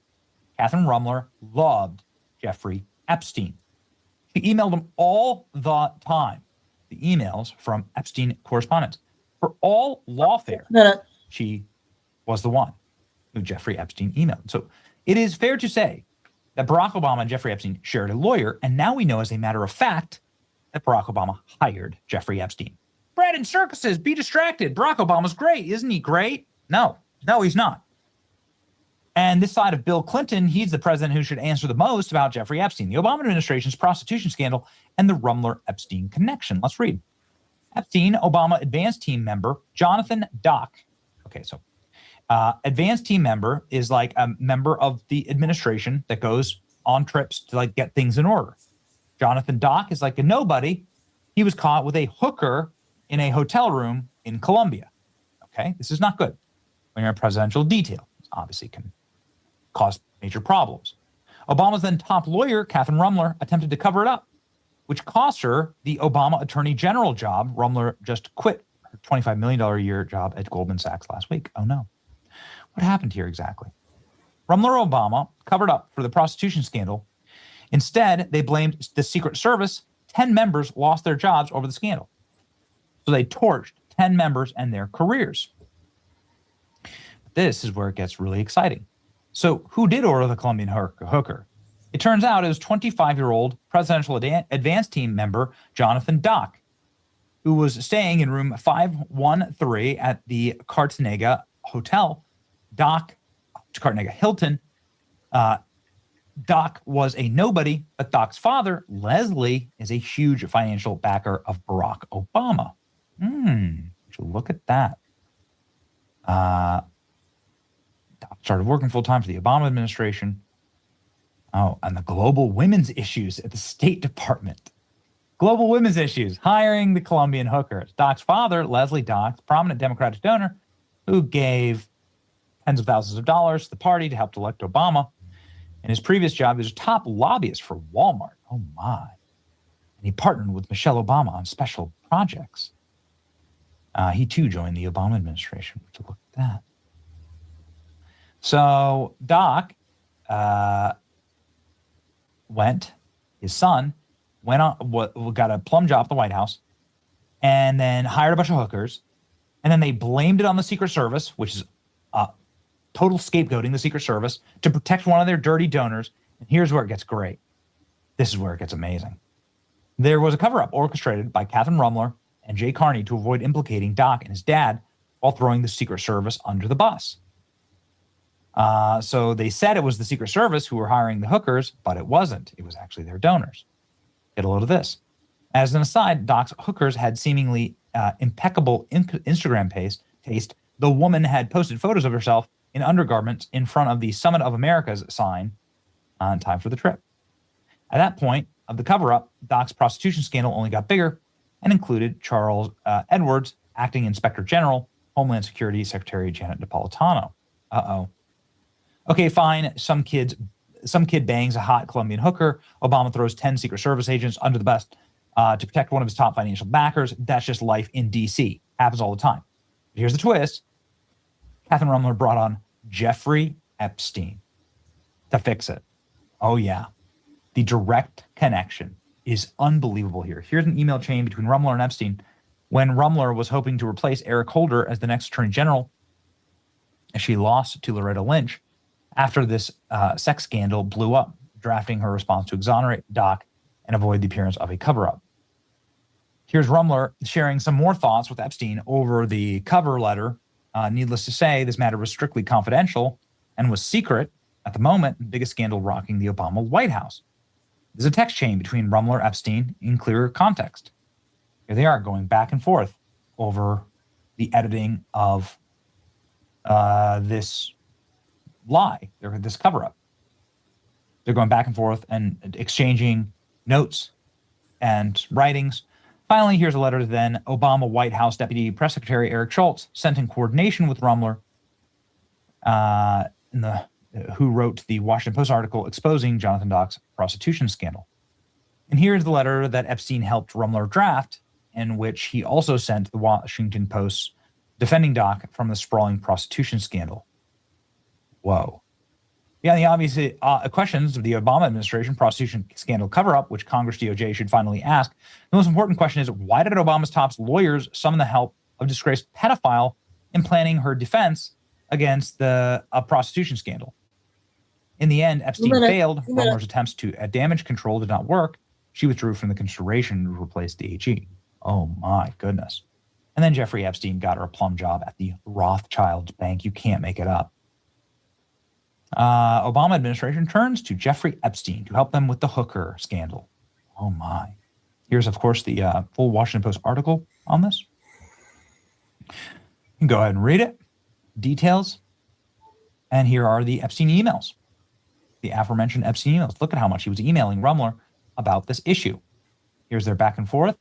Here you can see and then back. Ooh, man.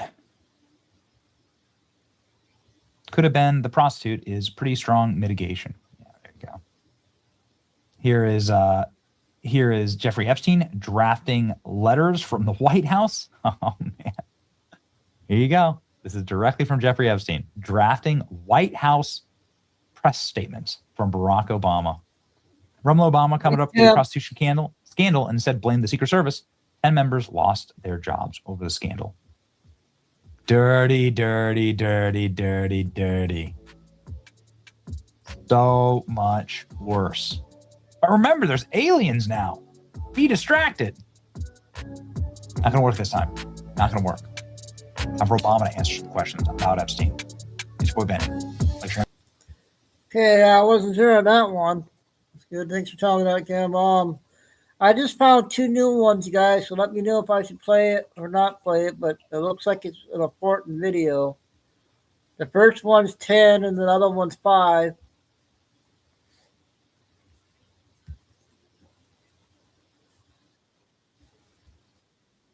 Oh, it's actually on TikTok. 5 minutes. It's a national security threat. If they can make an attempt on the president's life or anyone's life, is this a national security threat? If they're blackmailed via Epstein, is this a national security threat? The answer to all of that is absolutely yes. So does Trump have the power to do everything in his power to protect the people of this country because it's a national security threat? Absolutely. What gives him this power? Article 2, vesting clause, gives Trump power. It gives him the power to protect this country from the treasonous criminals. So when he says that everyone will have to use voter ID during the election, even if we don't pass the SAVE Act, even if we do pass the SAVE Act and the voting ID part of it doesn't come into play until 2027, can he do this? Normally within an executive order? No, not really. But if it's a national security threat against this country, yes. Now ask yourself a simple question. Why is Trump revealing the cheating system in Fulton County, Georgia? Why is Trump going to reveal the cheating in Arizona? Is he going to prove to the people of this country that it's a national security threat? Absolutely. Ask yourself a simple question. Why is Trump revealing what Epstein has done? Who was involved with Epstein? Look at the people that are resigning. If they have nothing to hide, why would they resign? And the point of the matter, matter is not their micro crime. And yes, it's a horrible thing. It's a horrible thing that they traffic young girls. It's a horrible thing that they had sex with young girls or maybe even boys. It's a horrible thing that they might have tortured these people. But when you step back and you take a 40,000 foot view, you have to ask yourself a simple question. Why was this done? Was it to maintain control over all of these people that had influence and power? Yes, it was. That's the real part of the system. Not the, oh, look, they had a girl and they raped her. It's a terrible thing. No one should go through this. They did this because these people are evil. These people are criminals. Yes, absolutely. They're pedos. But they did this to control these people and have them do what they need them to do. In D.C., at the local level, CEOs, dignitaries, Hollywood, you name it. Look at the people that are escaping from this country. When you look at this, it goes far beyond this. So when you look at it, you see Trump is exposing that. He's also exposing the money laundering, how they fund their system. So you have the funding of the system, the control of the system with Epstein, and you have the rigged election system where they can control who's in power, who gets into power on the local level, in the House, in the Senate, you name it. You're starting to see the entire system. Is this, ask yourself a simple question, is this a national security threat to this country? Yes, it is. So when Trump says everyone will be required to use voter ID, will he show everyone that, yes, what they have done here is a national security threat? Absolutely. That is what he's talking about. I mean, it does look like we're getting very close to passing the SAVE Act. But again, a lot of things in the SAVE Act do not happen until 2027. And I think this is why he's using Fulton County, Arizona, probably other states, to put a lot of pressure on the rhinos, a lot of pressure on the Ds. We got one D in the House to vote for the SAVE Act. Might get a couple more, maybe, in the Senate. We'll see how this goes. But you could see already that we're getting enough people in the Senate, and I think J.D. Vance will probably be the tiebreaker. But again, you could see that everything the deep state players have done, it is a national security threat to this nation, which means Trump has full authority, full power to do what is necessary to protect this country. Now, does he want the deep state players, the Ds, all these people to do the right thing? Absolutely. Will he give them the chance to do the right thing? Absolutely. But he knows deep down, just like I think we all do, they will not. Criminals will never do the right thing. That's why we call them criminals. So right there, you can see where all this is headed. And yes, the fake news is involved in all of this. They're the ones who protected the installed people. They're the ones who shaped the narrative. They're the ones who actually release the information that the deep state players want released to convince you of something that's really not happening. And every day, what do? They release the threat. If they cheat and they can overthrow the United States government, is this a national security threat? If they can make an attempt on the president's life or anyone's life, is this a national security threat? If they're blackmailed via Epstein, is this a national security threat? The answer to all of that is absolutely yes. So does Trump have the power to do everything in his power to protect the people of this country because it's a national security threat? Absolutely. What gives him this power? Article 2, vesting. This went over this a few seconds there. That was the X2 just came out on TikTok. The other one was only 3 minutes, so the next 3 are about 3 minutes each, and then I'll probably finish up with one more. I don't know. I'll try to get Benny and Doug both.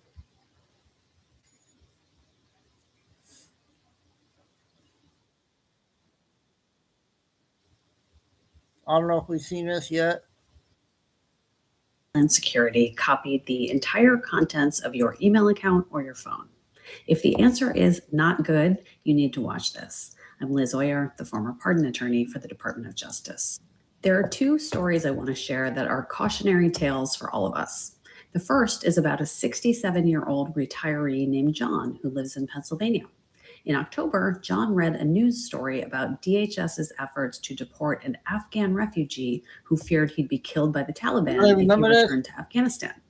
John was worried about the man, so he picked up his computer, opened Gmail, and typed out an email to the prosecutor on the case, urging him to show compassion. He wrote, "Apply principles of common sense and decency."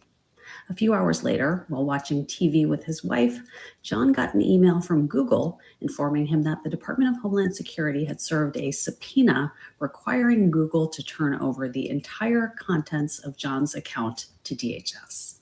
DHS used something called an administrative subpoena, which does not require approval by a court. This was only the beginning for John. 2 weeks later, DHS agents showed up at his door to question him, all because of the email he wrote. The second story is about a Washington Post reporter named Hannah Nathanson, who covers the federal government. After DOJ started wreaking havoc on government agencies, over 1,000 federal employees reached out to Hannah to share their stories, confidentially, which is not a crime. Then, in January, the FBI showed up at Hannah's home with a warrant to seize her computers and her phone. And here's the craziest part. The warrant actually authorized the FBI to force Hannah to unlock the devices with biometrics, meaning her face or her fingerprint, so they could access the contents. So what can we do to protect ourselves? Well, I'm not a tech expert, but in Hannah's case, it turns out her iPhone was in lockdown mode, which is a setting that prevented the FBI from accessing her data with their normal tools. Another option is to disable biometrics and use a PIN instead. Law enforcement cannot require you to turn over your password. John's situation is tougher. Companies like Google are actually not even required to tell you if they get a subpoena for your account. In John's case, the subpoena asked Google not to tell him, but they did so anyway. Different companies have different policies on this, which you can research. If you do get notice of a subpoena, contact a lawyer right away. There are ways to challenge it in court, but it's important to act quickly. In John's case, the ACLU is helping him, and hopefully they will get a good result that will benefit all of us who value privacy and free speech. Hey, everybody. How would you feel if the FBI... Okay, I wasn't sure about that one, you guys.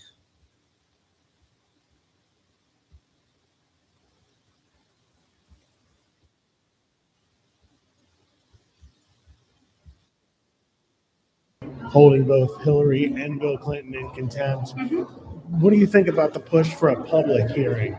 Hillary's still saying there should be a public testimony. What's your take on the situation right now? Are you okay with the private depositions only? Well, in terms of the overall process, we are engaged in a bipartisan investigation of the Epstein files.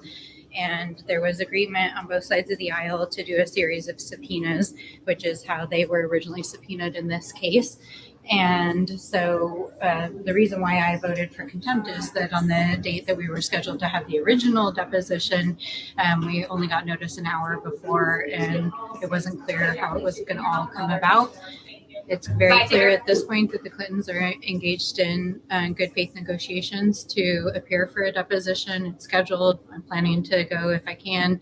And so we'll see what happens. And I mean, with regards to a public hearing, I think we need to daylight everything in the Epstein files. I think the Department of Justice needs to comply with the Epstein Files Transparency Act. I believe that all of the perpetrators and co-conspirators who are being shielded right now in the files need to be unmasked. And anybody who has information about this case, I think it's helpful for them to appear publicly because it, one, helps for the story and the information to be public, and it's also about accountability. And so I do think it's important that people hear these stories.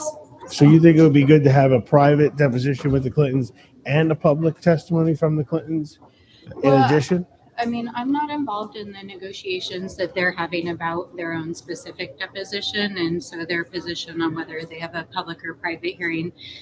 To me, what's important is having the information, and at the end of the day, the majority, meaning the chairman, decides what is made public and what is not.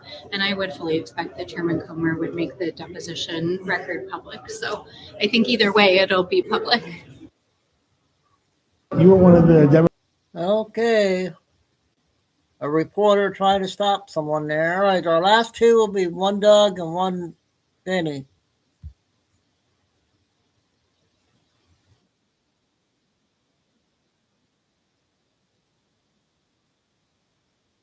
Unique situation and get you every dollar you deserve. So hand off your taxes to a local TurboTax expert today. Men don't do basic hydration. We need super hydration. Old Spice super hydration. Vitamin booster for. Oh, yeah. Once again, Trump is about to save the world from World War III. We've been covering the Iran conflict as all of our military surrounds it. Trump is trying to get a peace deal together, really trying to broker it between Iran and Israel, but it's between Iran and America because we're all proxies for each other here in the West. If you guys are tired of fake news, then you've come to the right place. If you don't just want to hear some grabby little headline with no meaning behind it and has nothing to do with America or the whole dang world, then welcome to Doug in Exile, because this is where the real news happening. I'll show you what I mean just with this first clip. This is Trump and Iran. Watch this. On this President's Day, although President Trump is waking up here in Florida, his agenda stretches far beyond U.S. borders. As you mentioned this week, there are high-stakes meetings covering Iran negotiators. They're scheduled to meet on Tuesday, tomorrow, in Geneva, Switzerland, to advance the talks between the United States and Iran. Now, these conversations are expected to focus mainly on Iran's nuclear program, uranium enrichment, and Iran's ballistic missile program. Meanwhile, the U.S. military presence in the region is expanding. The USS Ford Carrier Strike Group is deploying to join the USS Abraham Lincoln, already operating in the Middle East, a show of force as diplomacy unfolds. Now, Secretary of State Marco Rubio, he spoke over the weekend about the complexity of the negotiations ahead. I'm not going to talk about attacks on Iran or anything of that nature because the president's made clear he prefers diplomacy and an outcome of negotiated settlement. Now, we're dealing with radical Shia clerics. Okay, we're dealing with people who make geopolitical decisions on the basis of pure theology. They make political decisions based on pure theology, and that is what's in conflict with the West. That's why they're not allowed to have a nuclear weapon, because if they base it on pure theology, and they have said they've called Israel a one-bomb state, that they can just wipe it out, and so you're not allowed to have it because of what they've said about Israel. None of the surrounding allies. Look, Saudi Arabia doesn't want them to have a nuke either, even though Saudi Arabia has recently been putting a little more distance between them and Israel than usual. They're still united. They're either all united against Israel or they're all united against Iran. But they're united against something. And the problem is that the most radical part of their religious sect makes Iran unfit for nuclear devices. And it's a complicated thing. I mean, no one's ever been able to do a successful deal with Iran, but we're going to try. And meantime, two U.S. officials told Reuters that U.S. military is preparing for the possibility of sustained week-long operations against Iran if President Donald Trump orders an attack. And Charlie, the Iranian deputy foreign minister said the regime is open to a deal if the U.S. lifts sanctions. If the U.S. lifts sanctions, so they're already ready to deal. I don't know if we preemptively will lift sanctions. You guys can tell me in the chat below what you think if we should do that. But Trump has threatened that we're going to have long-term engagement by our military against Iran. And that's something where I believe it's a bluff. I believe you absolutely have to convince Iran that it's possible. But from what I know of Trump, I don't think he wants to kill people with our military. And we're going to get into more of that military support, and Marco Rubio, who is the Trump spokesperson, is going to be the one who kind of guides us through all this. Here's Marco Rubio, another 30 seconds of that speech. The president always prefers peaceful outcomes and negotiated outcomes to things. He's a president that's shown his willingness to talk to anyone and meet with anyone. And I think there's an opportunity here to diplomatically reach an agreement that addresses the things we're concerned about. We will be very open and welcoming to that. But I don't want to overstate it either. It's going to be hard. I mean, we're dealing, it's been very difficult for anyone to do real deals with Iran because we're dealing with radical Shia clerics who are making theological decisions, not geopolitical ones. But let's see what happens. I hope it works out. We all hope it works out. We all hope it works out. He seems a little skeptical. The main thing is that Trump wants to do a deal that does not involve the military. You know, it's when talks break down, when people stop debating, even if they're screaming at each other, when that stops, that's when violence happens, because the next step is, well, now we have to blow you up. So you want talks to happen. You want parties to come to the table. And no one's better at bringing them to the table than the Trump administration with Marco Rubio. Marco Rubio is the good cop, and Pete Hegseth with our military is the bad cop. So you go, hey, you want to deal with the good cop, Marco Rubio, or do you want us to bring in the bad cop, Pete Hegseth? And I think Iran wants to talk, just that they've already said, look, if you remove the sanctions, that just goes to show how hard our sanctions are hitting them. But what are we trying to avoid? This one is unbelievable, guys. Just this week in New York. Now, I was just in Israel, and there's loudspeakers on these minarets coming out of these mosques that call people to prayer.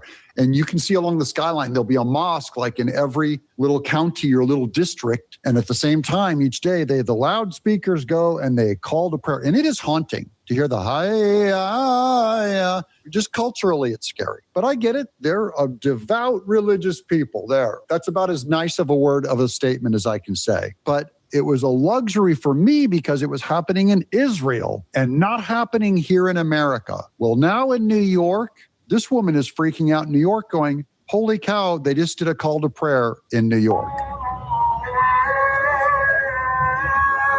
Here is Atlantic. We are hearing Azan. Come here. I think we take pretty off Texas. Yeah.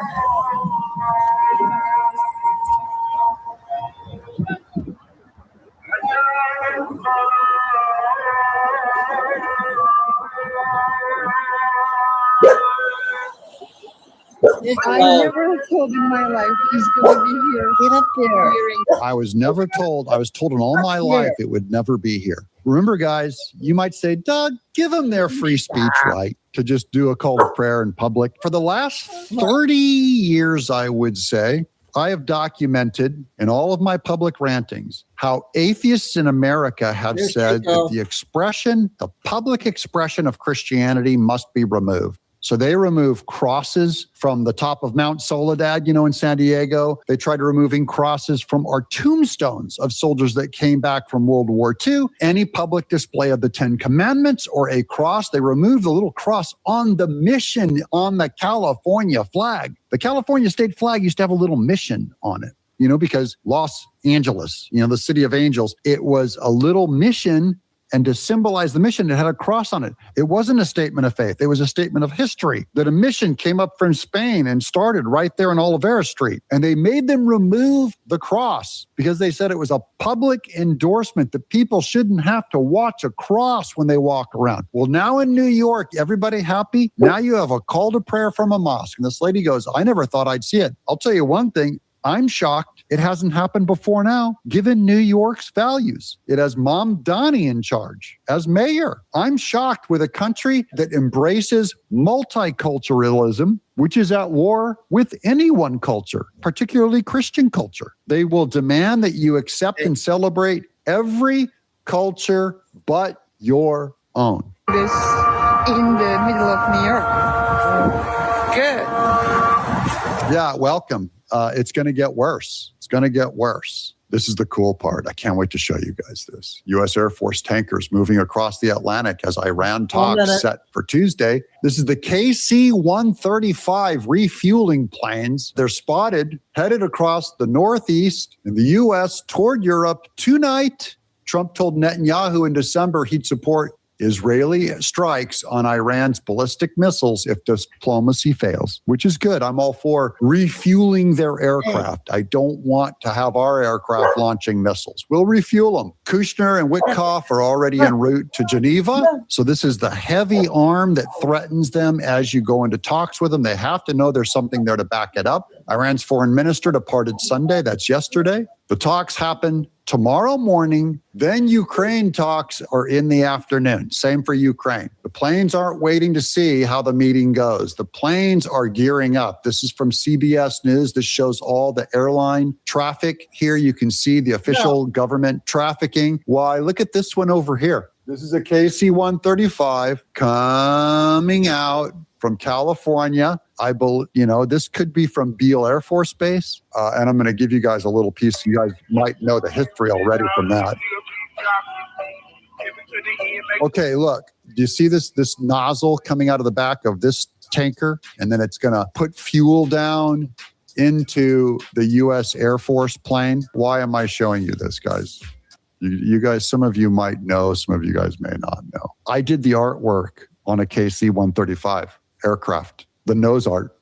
It's called Old Granddad is the plane's name. When they recommissioned it, they had me design the nose art, and they gave me a duplicate of the nose art on a huge sheet of airplane metal. So this is what it looks like. I'm so proud. This is one of the greatest artworks I've ever got to do. It's a cartoony Uncle Sam holding up the entire Earth. And why is that? Because they always say without our gas, no one kicks ass without our gas is the saying. This is from the Air Force. Old Granddad is the name. And on the back is signatures of all of the, including the wing commander guys I got on here. Lieutenant Colonel, Sergeant, T Sergeant. And it's just them thanking me for my support. And this made me cry.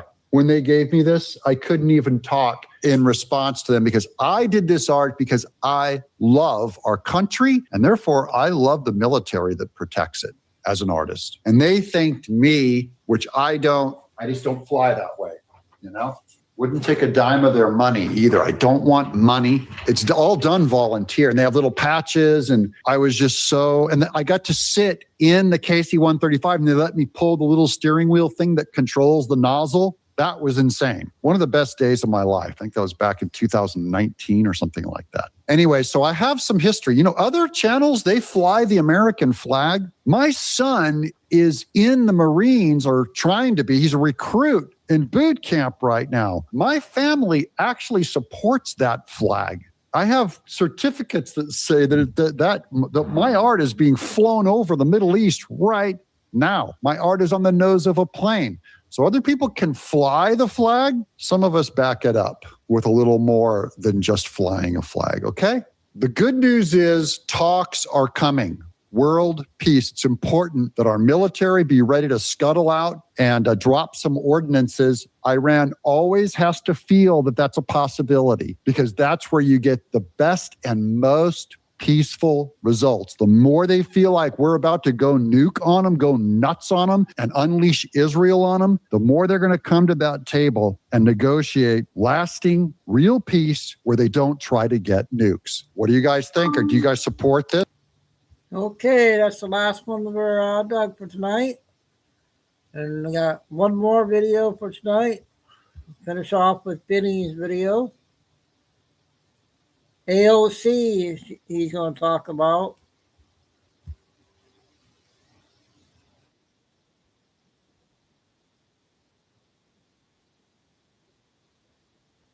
Start on the 1st of any month and get 24/7. 11 minutes. It was a radical idea.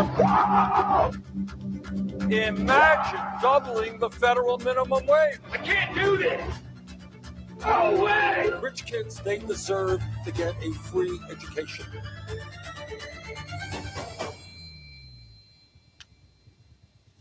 That is what democracy is.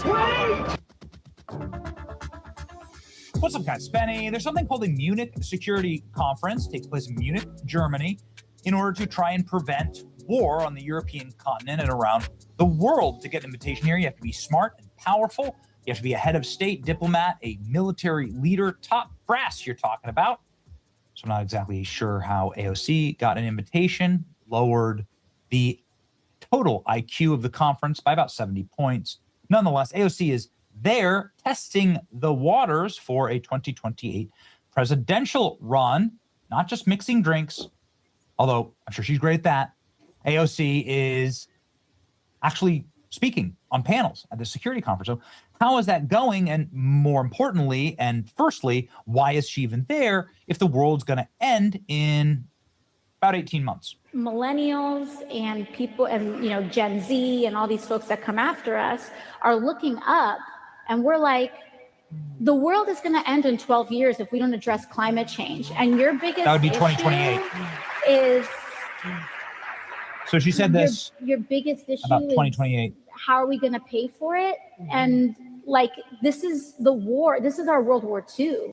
This is a World War II. This is a World War II. It's pretty amazing that she's in Munich talking about World War II as climate change. Let's see how it's going for AOC. How about just an obvious question? One of the hottest military and economic zones in the world would be the China Sea, Taiwan versus China. China wants to go and take back Taiwan. Taiwan wants to be independent.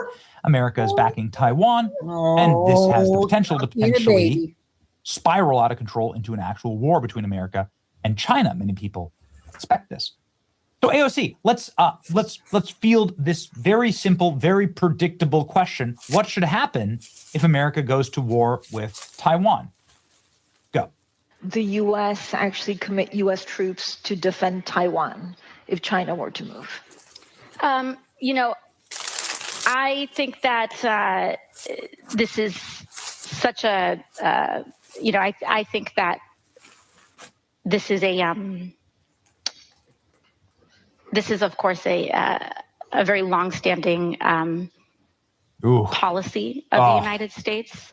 And I think what we are hoping for is that we want to make sure that we never get to that point. And we want to make sure that we are moving. Oh, no, you're retarded. Oh, no. Oh, no. AOC. AOC.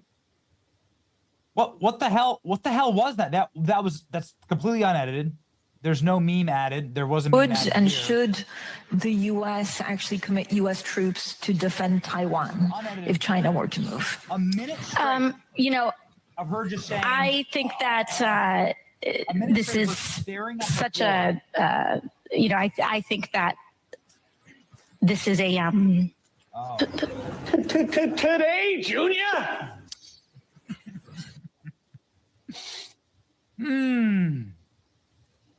They're going to run her for president. Okay, here we go. Here's another one.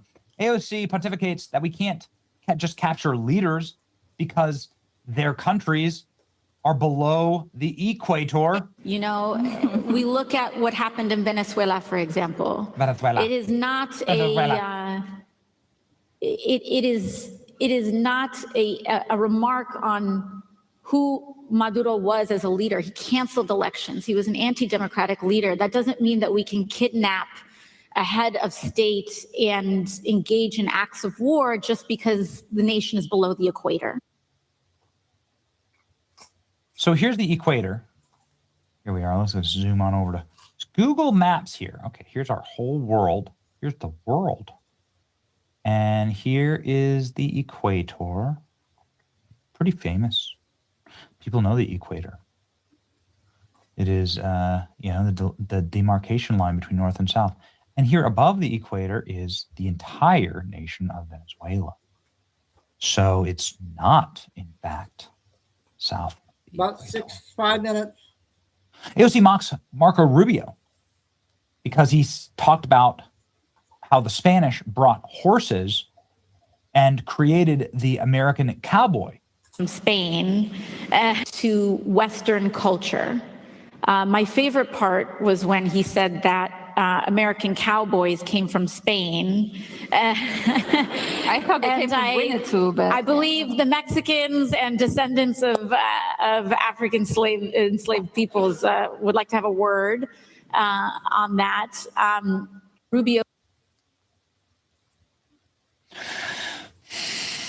This is your brain when you get all of your education from TikTok. The roots of the American cowboy culture trace directly back to the Iberian Peninsula in Spain. Spain also, has cowboys, and they introduced the first horses to the Americas. AOC says that whiteness is imaginary, and it's no different. It needs to be differentiated into being English, French, or German.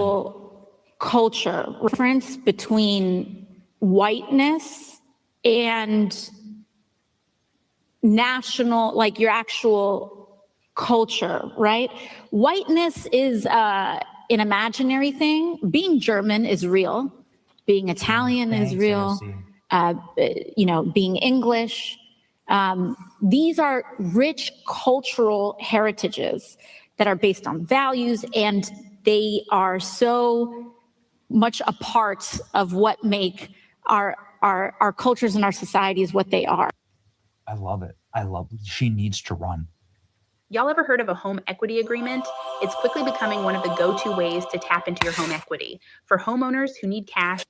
She has to run. AOC is polling right now number 2 for president for the Democrats. Okay. She has to run. More. This is your brain on left-wing socialist ideology textbook. Somebody needs to ask AOC if black people exist. Do black people exist? AOC will insist that brown people are real, black people are real, and even people of color, whatever that means, are real. White people are imaginary. Totally indefensible horse shit rooted in open disdain for white people. Runner for president. Here's my full endorsement. Runner for president.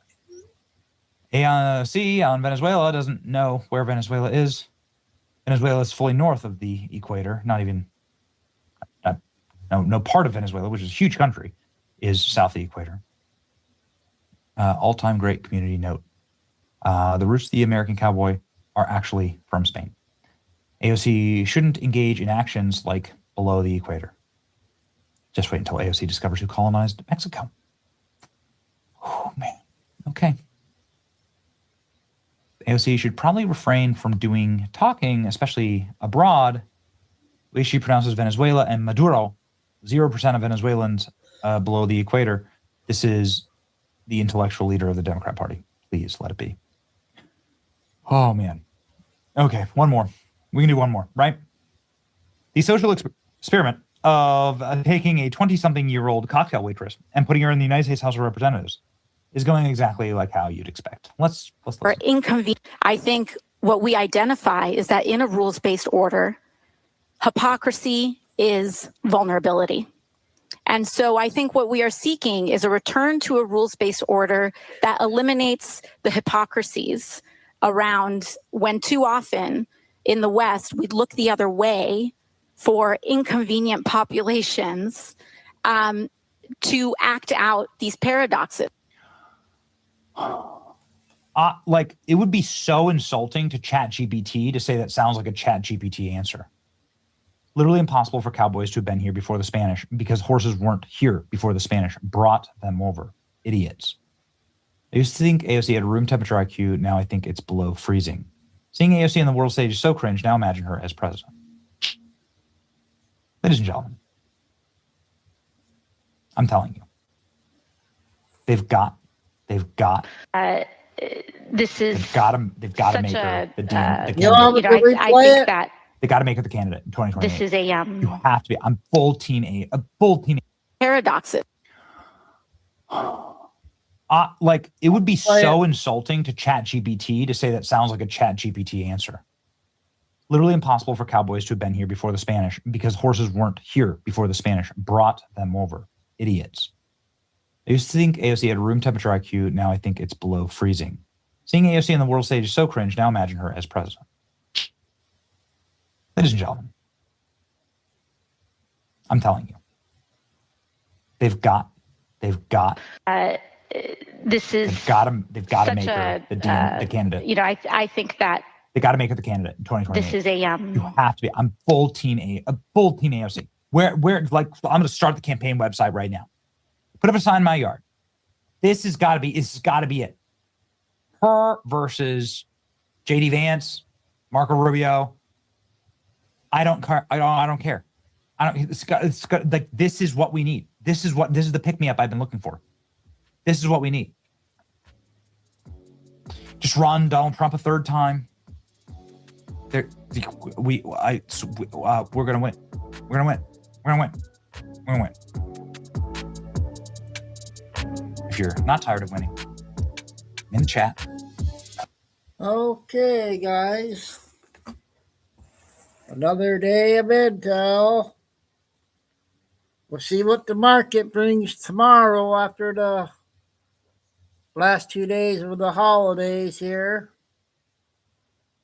Put the market up there and see how things go.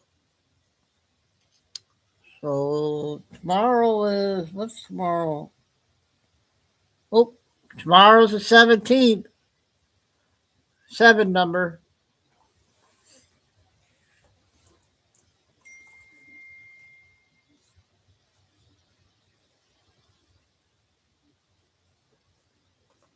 So thanks everybody, everyone coming in tonight, listening, and mods. Hey, Tim, Carol, Blind Eagle, and prayers out to, we all got to pray for JJ's brother. Hopefully we'll get some good news tomorrow. And see what tomorrow brings, one day at a time, one day at a time. Yeah, all the new people, please make sure you're sub to the backup channels in my description box. We got to get all these people on my main one over to the backups. Send it to the description box. Thank you.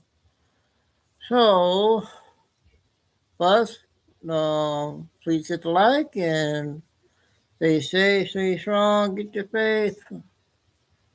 Never give up. Signing off, Chico and Dude, for another night of intel. And see what tomorrow brings. Have a good one, you guys.